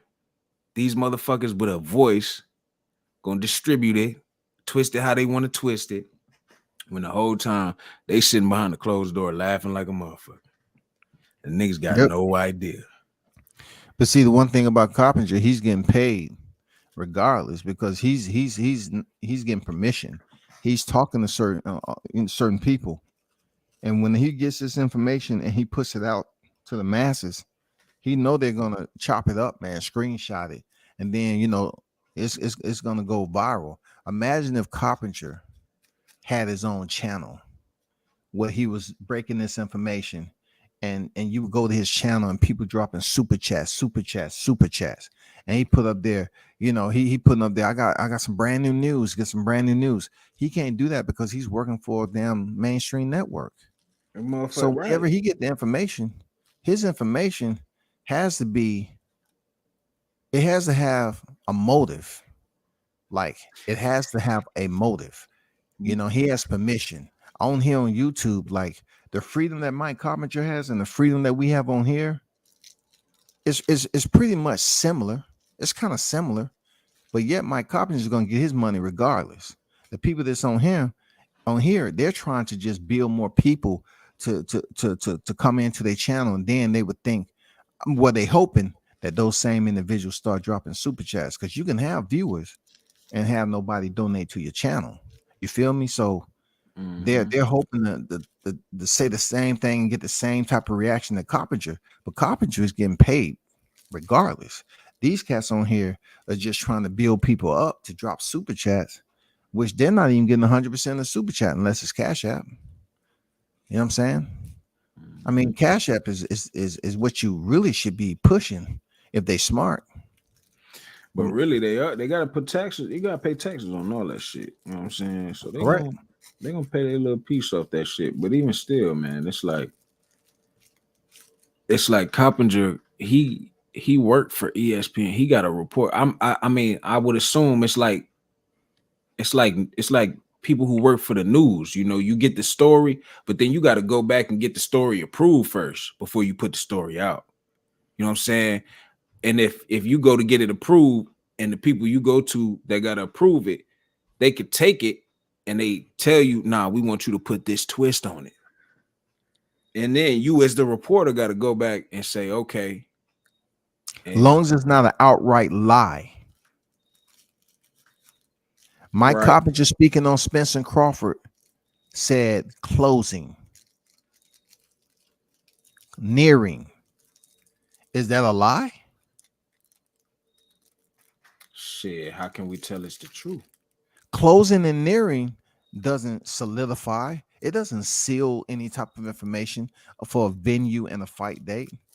It seems like we're closing or we're nearing. It's just putting it out there open-ended for you to then try to make your own assumptions. He's not saying it's going to. It is. So did he truly tell a bold-faced lie? It, like you said, it's depending on where he received the information. So with that being said, who the fuck do niggas listen to now? Do niggas just, if some news come out, stop listening to Kevin? You waiting on Floyd? Is niggas waiting on Floyd now? That's just what I'm trying to understand. I mean, you can't wait on we Floyd. Not listening. I mean, Floyd said, listen, we gonna hear from him. You know what I mean? If we don't hear from him, it ain't true. He said that weeks ago, and people have made 1,000 videos since then. They didn't give a fuck about what Floyd was saying. Floyd said that shit weeks ago. So I thought, I thought the audio that coach was playing today on his show with some new shit where he's coming out again saying, listen, I told y'all that these motherfuckers is lying That was. and not to listen to that shit. Listen, I'm telling y'all when the fight going, like, it's gonna come from me. So I'm saying if he coming out reiterating that shit again, of course people heard it the first time and I think they took that shit with a grain of salt because the Hall of Fame shit was going on. He was just on stage with Terrence Crawford, all kind of shit. Yeah. You know what I'm saying? Mm-hmm. But now that he's coming back out and saying this shit again, it's like, man, is going and that's forward. what I'm saying. The Who's first gonna- time he freaking said it, they took it as a grain of salt. They really devalue it to the fullest. They say, man, please, because a lot of motherfuckers hate Floyd anyway, and then a lot of them hate him because they give Fight Hype exclusives. But I look at Fight Hype as being a media segue that's got the exclusives. The one-on-one personal interaction. Motherfuckers have to understand that is golden. You're dealing with somebody who's embedded, who's at the top of the hierarchy, one of the best to ever do it. And they're giving you firsthand exclusives. So the first time he said it, people just took it as whatever. And then Floyd didn't really keep on touching on it. And now he comes out again. And he makes it clear this fight ain't happening right now. It's happening somewhere down the line in the future. And furthermore, I'm going to tell you that you ain't going to find people saying Al Heyman with no Floyd and Floyd with no Al Heyman. We won. Like, nigga, if that's the case, and we always seeing Floyd, but we ain't never seeing Al Heyman, then goddamn it, niggas need to be waiting on Al Heyman. I mean, niggas need to be waiting on Floyd. You understand what I'm like? If he's coming, I don't know, especially if the nigga hasn't lied. He's basically coming out saying, look, these niggas is lying. I haven't lied to you. I told you the fucking first time. Now I'm telling you again. Y'all don't see Al. Y'all just seen me fight the Asian boy. You understand what I'm saying? Like, y'all need to listen to what the fuck I'm telling you. But are people gonna fucking listen to Floyd? Or are they gonna have this airhead fucking moment? Like, oh, Floyd just talking his shit. He want to be involved. He want to be a part of everything. He always got to put his name on something. You know what I'm saying? Like, should we? And I'm as my question to you as the OG is, should we be just waiting on Floyd? You know what I'm saying? I don't know who the fuck to listen to. None of these niggas, none of the media white niggas. You know what I mean? No offense to my people. You know what I'm saying? My little sister white. You know what I'm saying? But I'm saying, none of them. I mean, who? Look, you can put Floyd, in the holding cell all you want. You can put him in the chute, in the dugout, whatever. Have him wait the bat all you want. But when you talk about media, there's a whole lot of other topics out here to talk about. But absolutely. But this has been a hot topic because everybody is choosing to inject their own twist into it, their own suspense. And you know what I'm saying? They're trying to build up something, but they can't give you a motherfucking venue. They can't give you a determining date. People going out here looking, hey, I looked all over Vegas. I didn't see a date, this, that, and the other, or this date wasn't safe. They still want something to talk about. And then they'll come up and say some shit like, Errol Spence confirms that Crawford is next. No, he said shit is happening next. He didn't say Crawford. He said shit. What is shit? Shit don't mean shit, dog. He did not say Crawford's next. He said all you need to know is shit next. I mean, come on, bro. Like that tells me nothing, man. Exactly. But they've made good, whoever they are, they made pretty good views off of it, off some bullshit. And hey, yeah, salute to them niggas. For real, salute to them niggas. Hey, I'm all about a nigga getting his money, feeding his family. But listen, that don't bother me at all, bro. Like, get your money, man. If getting your money is lying to your viewers and they too dumb to figure it out, then guess what, man? Get your money how you get it. But when it come to me, and I'm doing the same shit you doing, but when people come up to you and say some shit like, nah, I want to fuck with the YouTube channel because of so and so, and you always like keep that under wraps, like you don't even really let them know because you respecting them, they got going on. But motherfuckers saying, hey man, so and so put out fake news, until they cross that motherfucking boundary and they cross the line, and now it's open season. You know what I'm saying? Now you Mhm. really pay attention to what they got going on. You really pay attention to fake news and agendas that they pushing over there. Get your Yeah. money though. Yeah, get your money, but peep game. You know what I'm saying? Like as a get your money as a YouTuber, but as an audience member, you gotta be on your toes. You feel me? And that's like what inspired most of my content is not to like sway nobody not to be nowhere. You can be wherever the fuck you want to be. You can watch whoever the fuck you want to watch, support whoever you want to fucking support. That's not it.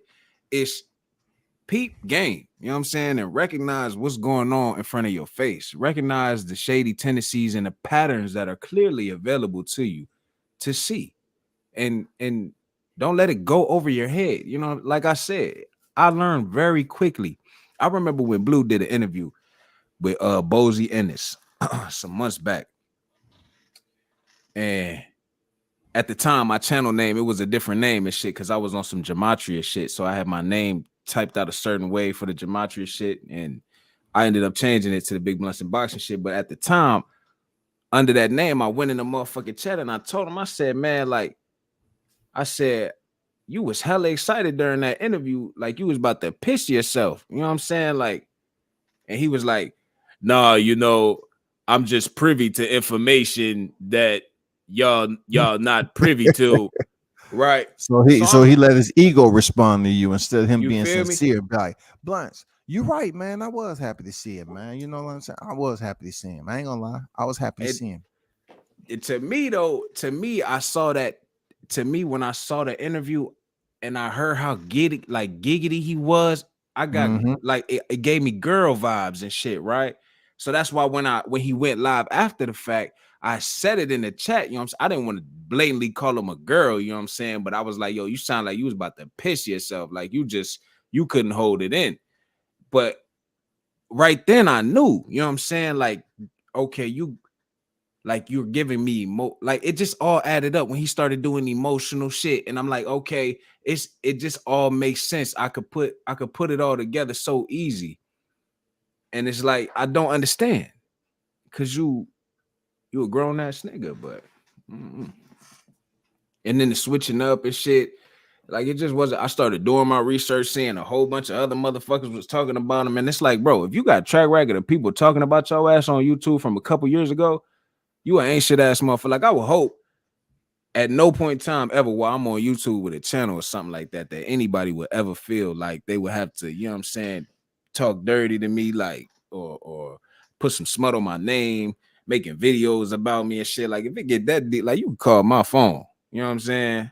Like, I'm all about just being honest and It's real. not gonna happen, bro. You expecting too much. You expecting too much. If you Look, think that you want them to handle it like men, you expecting too much on the YouTube. It's not gonna happen, bro. Just like expecting someone that has your number to call you up if they have a problem, but yet they letting the shit play out on social media and they damn dropping shit on IG and all over the place, and they got your number, but yet they ain't gonna call you. And you sitting up there calling them and they won't even pick up the phone, but yet they dropping shit out on here on freaking social media. That's the type of niggas you're dealing with today, bro. It's social media type tendencies. You know what I'm saying? and They got the that's social media tendencies, dog. they got the social media tendencies, but they old niggas. That's just I won't never get over that. I won't never get over that. I see this. I only see this kind of shit in young niggas. The niggas around my But that's you on can't, type. I understand what you're getting at, man. Like, but do you truly know the age of these motherfuckers? You don't really truly know the age, and you don't know how they were growing up.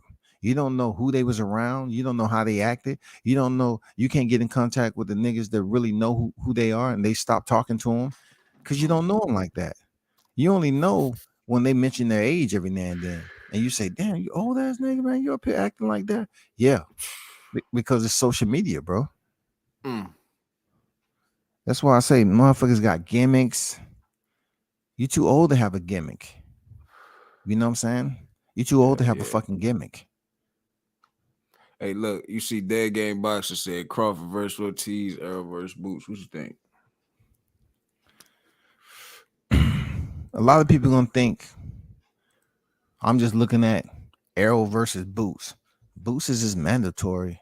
If the fight happens, the fight happens. I don't think he's gonna fight Boots though. But people have to understand, I keep that shit square as much as I possibly can, right? Boots, best opponent is Sergey Lipinets. Errol Spence will be a tough fight for Boots, regardless of what people want to say all day, every day. Errol will be a tough fight for Boots, man. So I ain't a hating ass nigga. I go hard on Errol though, but when it comes to boxing in general, I go hard on Boots too. You know, if he's established and legitimate with his resume and he's fought the opposition, cool. But who has he fought outside Sergey, bro? We can't say Castillo Clayton. Don't do it. You ain't gonna say Thomas Delorme, who had 2 freaking straight losses. Don't do that to yourself, man. Errol will be a tough fight for Boots, man. Absolutely. Real talk. Crawford versus Ortiz. Hey, man, stylistically, Ortiz is about that smoke. Virgil Ortiz is about that smoke. But he ain't on that level of Crawford. You know what I'm saying? That should look good in 1 or 2 rounds or whatever. But Ortiz has been through adversity. So I respect him for going through the adversity he did and getting through it and winning. But Crawford a whole nother beast. You know what I'm saying? He's a whole nother beast. And he'll teach Ortiz. It's levels, dog. I'll stop you. Like Crawford said, I'll stop you. I'd like to see both of those fights. Hell yeah, I don't think Errol fights Boots either. I don't see it happening. I see Boots fighting Cody Crowley next. And I thought I saw Ortiz and Stanionis in a side-by-side today on Twitter. Stanionis should be the next in line, you know what I'm saying, to fight Errol. Stanionis should. Stanionis should be the next in line. Crawford has one title, and that one title, and you know they know that he's not forced to fight his mandatory. You know, they gave him 18 months off his fight with Sean Porter. So say what you want. Anybody he want to fight is voluntary. Shit, it's voluntary. Not the case with Errol. That IBF, they're very strict sanctioning body. We're making that motherfucking mandatory work. If not, they'll strip him.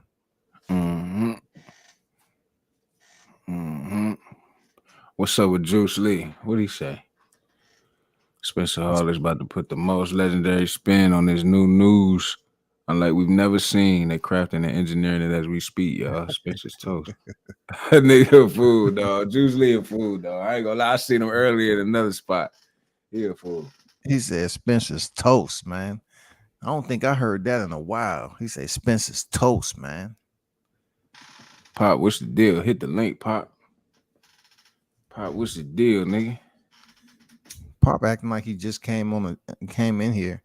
He was in here earlier. That's what I'm saying. Hit the link, Pop. You was in here earlier, dog. What you want, dog? But it is what it is with this, you know, whether they spin the narrative or what. You know, like Floyd said, he told us earlier, don't believe that. That's not true. And people just you know, they discarded it, didn't want to pay it no attention the right way, respectively, because they feel they know more than Floyd. And they kept on making videos and videos and videos. Now the news pop again, and he comes out and drop the news again. Like, damn, how many times I gotta tell y'all shit? When this shit happens, I'll break the news, okay? Like I told y'all last time. Man, just imagine that. You get the news from Floyd. Floyd hit the streets on Fight Hype. And that's when you find out. Hey, it's that's who's gonna get the news first. Hey, imagine that. He's gonna get the Fight Hype the news, man. First. Real talk. That'd be some They're gonna break the motherfucking news. And people gonna know they got the news straight from Floyd himself. Nigga Pop said Floyd is still running boxing, shaking my damn head. Yo, Floyd got pulled, man. He'll shake and move over there, man. You know what I'm saying? He'll shake and move over there. He said, why wouldn't you expect me to be? Not to be, rather. So did Crawford not want to sign with Floyd, or did Floyd not want Crawford? Why would Crawford sign with Floyd? I got no idea. But to What's help his with track this, record? Floyd don't have a good yeah, track record with fighters. that's some shit I So heard. yeah, why would Crawford? You know, I know people was like saying that he was gonna link up. They was trying to put Crawford with Yeah, everybody. I'm saying though. They was trying to put him with everybody, dog. Why would he do that to himself though? Why would he do that? He signed with Floyd Mayweather. You know, Devin Haney didn't even sign with Floyd Mayweather. You know, it's so many Yeah. fighters that didn't sign. There's so many fighters that left him too. Why he don't have fighters just running over there to sign with him? Because the percentage might be a little high. Shit, No cap. That's true shit. the percentage might be a little high. Pop say, open up the books. Man, that's a whole nother story right there. These niggas act like they the ones that's holding the books. And Al called them up. Hey, I need you right here, right now. 10 minutes. Be here. Bring the books. No, it's not like that, nigga. Don't even try it.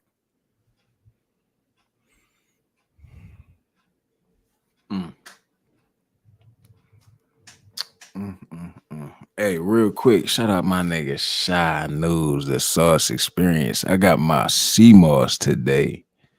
Straight to Okay. the door. Soon as Oh, I hit him. shit.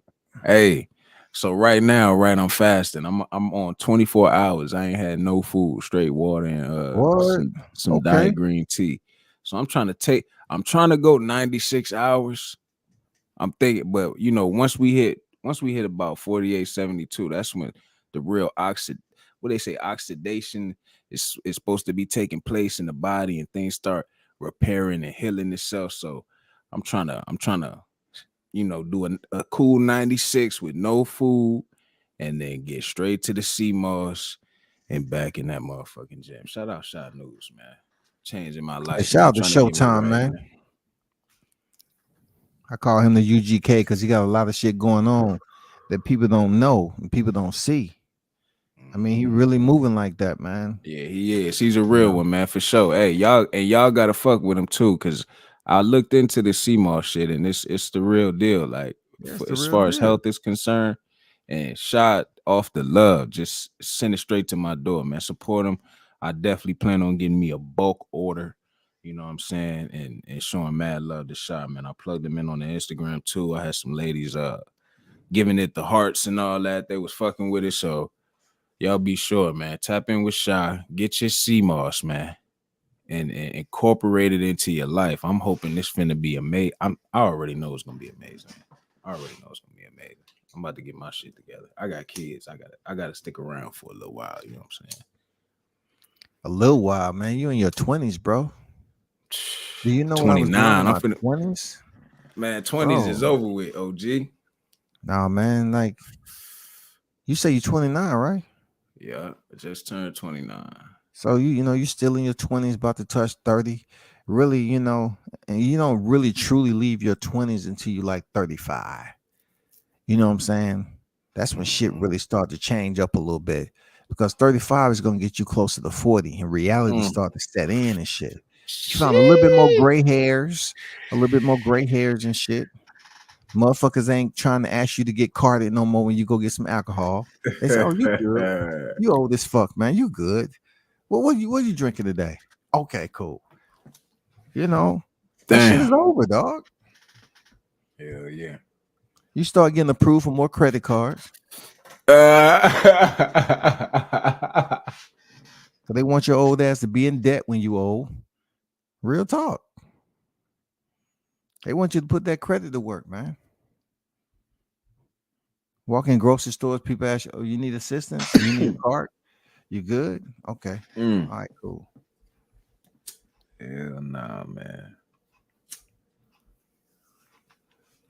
Hell El nah. Foul Player, what's good? What's good, senor? E too? You too? Yeah, it's all good, man. Like, hey, you know, I just feel it's more lies than anything when it comes to this boxing media. They have more debates on YouTube than anything based off lies. You know what I'm saying? Sheesh. I mean, it's just so much going on that really debates and internal wars that go on, it's not even really boxing related. You know what I'm saying? Like, I'm glad the shit went down with us the way it did with those certain individuals, because it was only a matter of time. Because look, I was just, I sat in my reserve by choice because I didn't feel the need. But then when the shit got out of hand and people started believing it was free game to do and say what they want, I'm like, nah, bro. It's time to jump out it's time to jump out the courtesy mode and get on some disrespectful shit. Yeah, they gotta understand people paying attention. Not all these. I mean, well, I can't say people paying attention, but I don't know. I still have people commenting on some of my videos about Blue. I had a dude comment yesterday, talking about, man, this dude Blue is a clown. You know what I'm saying? Like people. I feel like people know, but No, they BF's can't a help clown. themselves. BF a clown. Oh man, so let That's me a tell you, motherfucking right? clown. Thank you for bringing that up. So today, so I don't know if you heard. I'm sure you heard on Coach's show about Thug and D, right? Yeah, Thug and D. Yeah, I heard Thug that and today. D. So Who is Thug and D? Thug and D's a Baltimore nigga, right? From Okay. he's from round the way. He's reachable. You know what I'm saying? He's reachable. Okay. So yesterday I told Coach, I said, Coach, next time you see Thug and D, tell him Blunts want to interview. You know what I'm saying? Because I seen Thug and D on BFTB page. I seen him in a few places. I seen him on Fanon shit. You know, I'm modded up in Fanon shit. So I seen him over there. You know what I'm saying? But I seen him on I seen BFTB going in on him. You feel me? I'm talking about talking to him crazy. You know what I'm saying? So I told Coach, yes, let him know. So Thug and D ended up popping up in the chat. And I told Thug and D, I said, man, drop your info. Let me tap in with you. I want to link up with you. I'm gonna pull up on you, and I'm gonna get the interview. You know what I'm saying? That Coach done made a whole little side video with Thug and D and shit. So Thug and D got some experience out here in these YouTube streets. You feel me? Thug and D jumped on the panel with BFTB. I got the video. I was watching it today in the car while Coach was doing his live stream. You know what I'm saying? I was in and out listening to the video, trying to think of the questions I was gonna ask Thug and D, because we shooting for Tuesday. You know what I'm saying? For two, because I'm off and he off. So anyway, but BFTB was arguing with Thug and D. I mean, calling them remedial. Where the fuck did you go to school at? Dumbass. I'm just talking to him crazy. You know what I'm saying? Like, but me and Thug and D know that if BFTB was out here where we at, he would never do that. He would never do that. He wouldn't fix his mouth to do that. You know what I'm saying? So anyway, they were having an argument, or BFTB was, just trying to control Thug and D's response. Every time Thug and D didn't say what BFTB wanted him to say, he muted him. I'm gonna ask you again. I'm gonna ask you again. Where the fuck did you go to school? Because your math ain't mathing up. You know what I'm saying? Thug and D get back on the mic. He let Thug and D say something. Thug and D say, man, you scary. Next thing, mute him. Do the same. I'm gonna ask you again. Because I can do this all day. Weird shit. So anyway, they was arguing about how Tank, Thug and D loves Tank. That's what it's always about on Coach's channel and on BFTB's channel. It's always about Tank. So Thug and D said Tank sold out Atlanta. And BFTB pulled up the arena to see how many it could seat.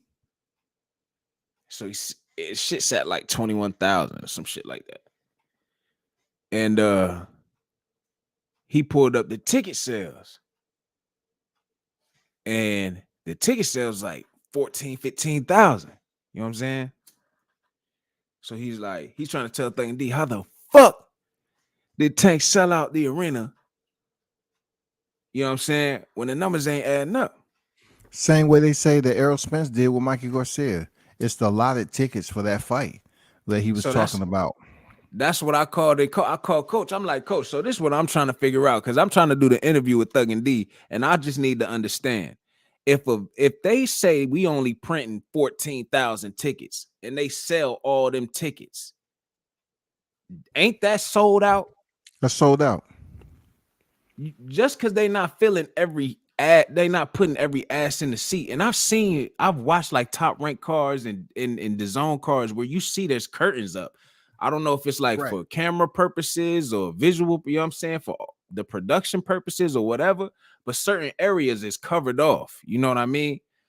So, and then I don't know if you got to factor in space and room for the people that have to be there and work there. You know what I'm saying? So I'm thinking to myself, that's what I'm calling Coach. I'm like, Coach, you got to let me know.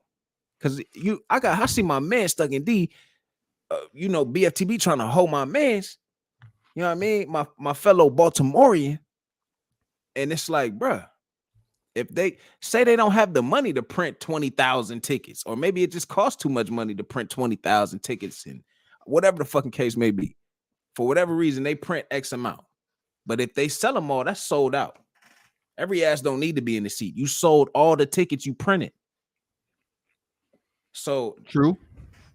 But Coach, at first, Coach was like, nah, that's not sold out. But then he was like, now that I think about it, that's sold out. But then somebody in the chat said it's called margin of value or some shit like that, where you expect a certain amount of people, so you're not going to plan beyond that. You feel me? I guess you know what I mean? You're going to calculate your numbers, your audience, what you expect to show up and turn out, and then you sell that.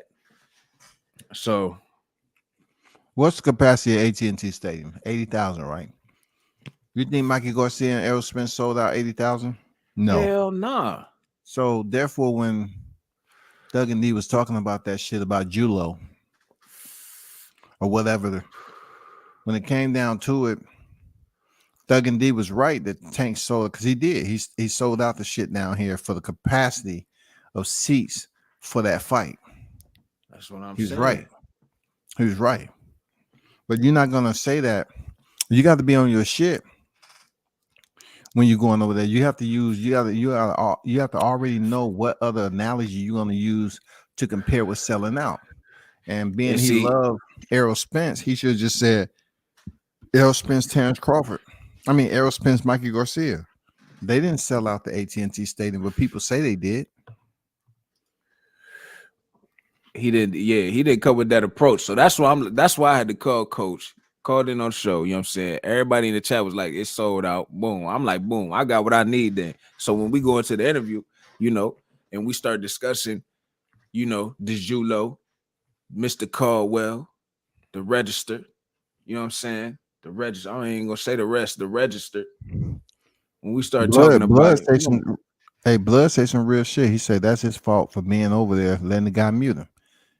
I tell any dude to jump over there, they already know what they in for, because that's why they went over there in the first place, to see if they can do something different.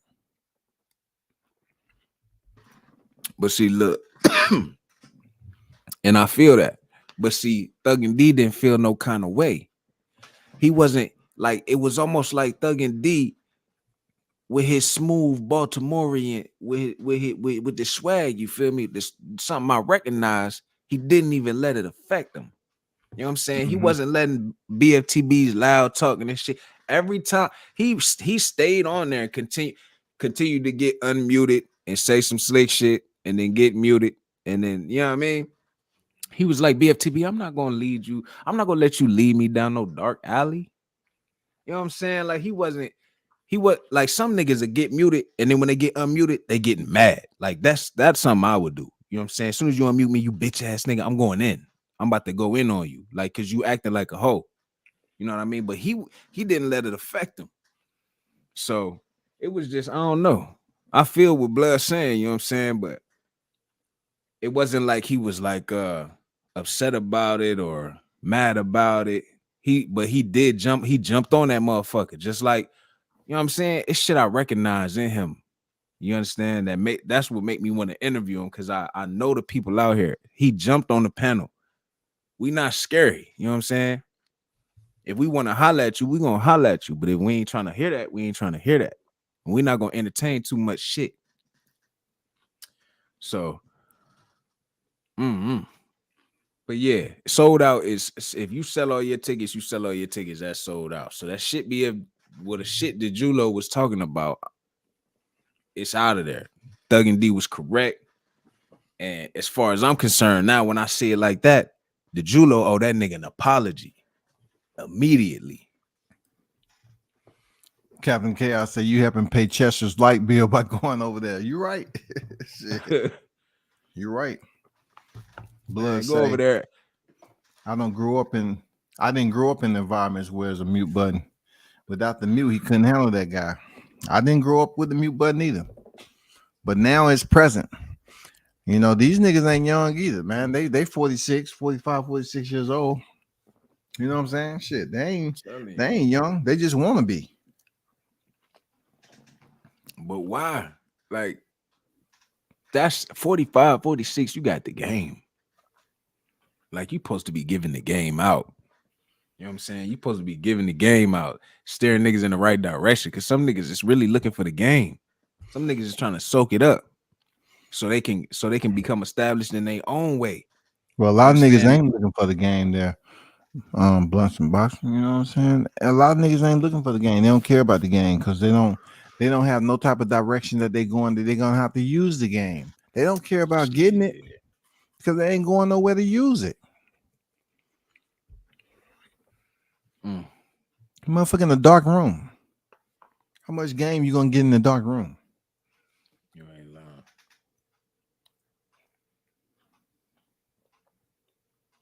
You ain't lying. My man Pop said this is the worst coverage I have ever seen for a Wilder fight because he ain't fighting no. I mean, who is Rob? I mean, I know Robert Hernandez, but who is he? Who is he? He's but an I opponent. don't see. He is, but I don't see why. I don't think anybody could expect Wilder to come back and fight nobody super worthy either, though. You know what I mean? Somebody said to me, right? I see you did very little coverage on the fight. You know, I guess you ain't covering him like you used to. That ain't true. That ain't true. I told him, I said, he's fighting Robert Hernandez. That's his first fight back. You know, dictate the pace on how much coverage I put out there. You know what I'm saying? He's fighting Robert Hernandez. I'm waiting for him to come back and get that fight and then really get it cooking. If Alexander Usyk is going to be the next one fighting, so be it. Let's get that popping. You know, I'm definitely looking forward for that one. But Robert Hernandez, I feel he can get stopped unless he had the best night of his life because they know each other. They former sparring partners. So if he had the best night of his life and he's able to go in there and do something, you got to think about it. Deontay was dropped several times by Tyson Fury and got off the canvas until he was finished in the 11th in the last fight. So I can't say the same from Robert Hernandez. Yeah. Yeah. But it is what it is, man. Hey, you know, for those of you that's listening, I wouldn't advise you to get addicted to YouTube. Pick your certain channels, man. Like I have my certain channels I rock out, but I ain't gonna lie, I damn near listen to a lot of channels that I don't want to listen to because I need to hear what they talking about. Real talk. I gotta hear the bullshit. And I have to hear what's clear to me, you know, what's authentic, what is the truth. I gotta hear the truth and the lies, man. I need to hear the truth and the lies because I need to know where, if that shit is presented to me, I need to know, okay, I heard you. I know where you got that from. I know where you got that from. You know what I'm saying? Everybody don't think like that. You gotta hear the motherfuckers lie. Because you're gonna get somebody jumping in the chat and they're gonna go spread that lie, man. They're gonna come over here and start spreading that lie. And then you gotta meet them with, man, I know where you got that shit from. Get the fuck up out here, man. I know who channel you been on.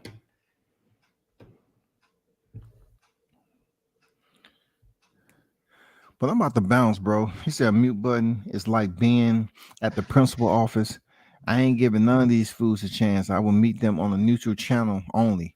I ain't with the teacher child shit. Real talk, bro. I feel you on that. Why would I argue with the dumb motherfucker for his benefit? For sure. But hey, I don't call the argument. Sometime back in the day, I get on that motherfucker the debate. I get on that debate about a topic. The debate, depending on who channel you on, is usually pro whatever fighter you on that channel.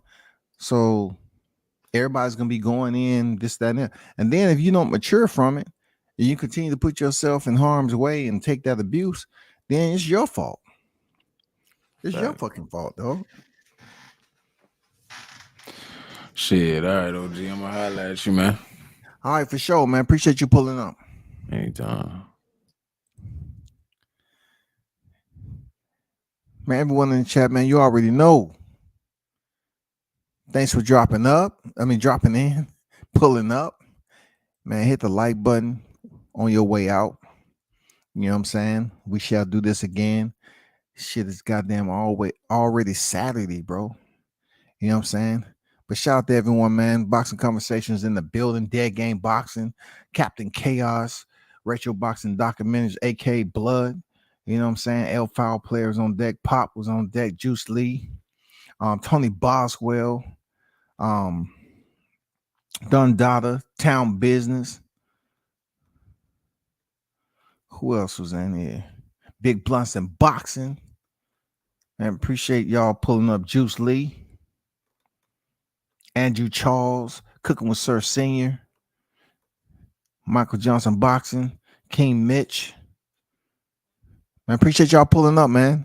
Be sure to stop back in, man. Hit the notification button. We'll do this again tomorrow. Turn up and tune in to World Combat Sports. I'm out.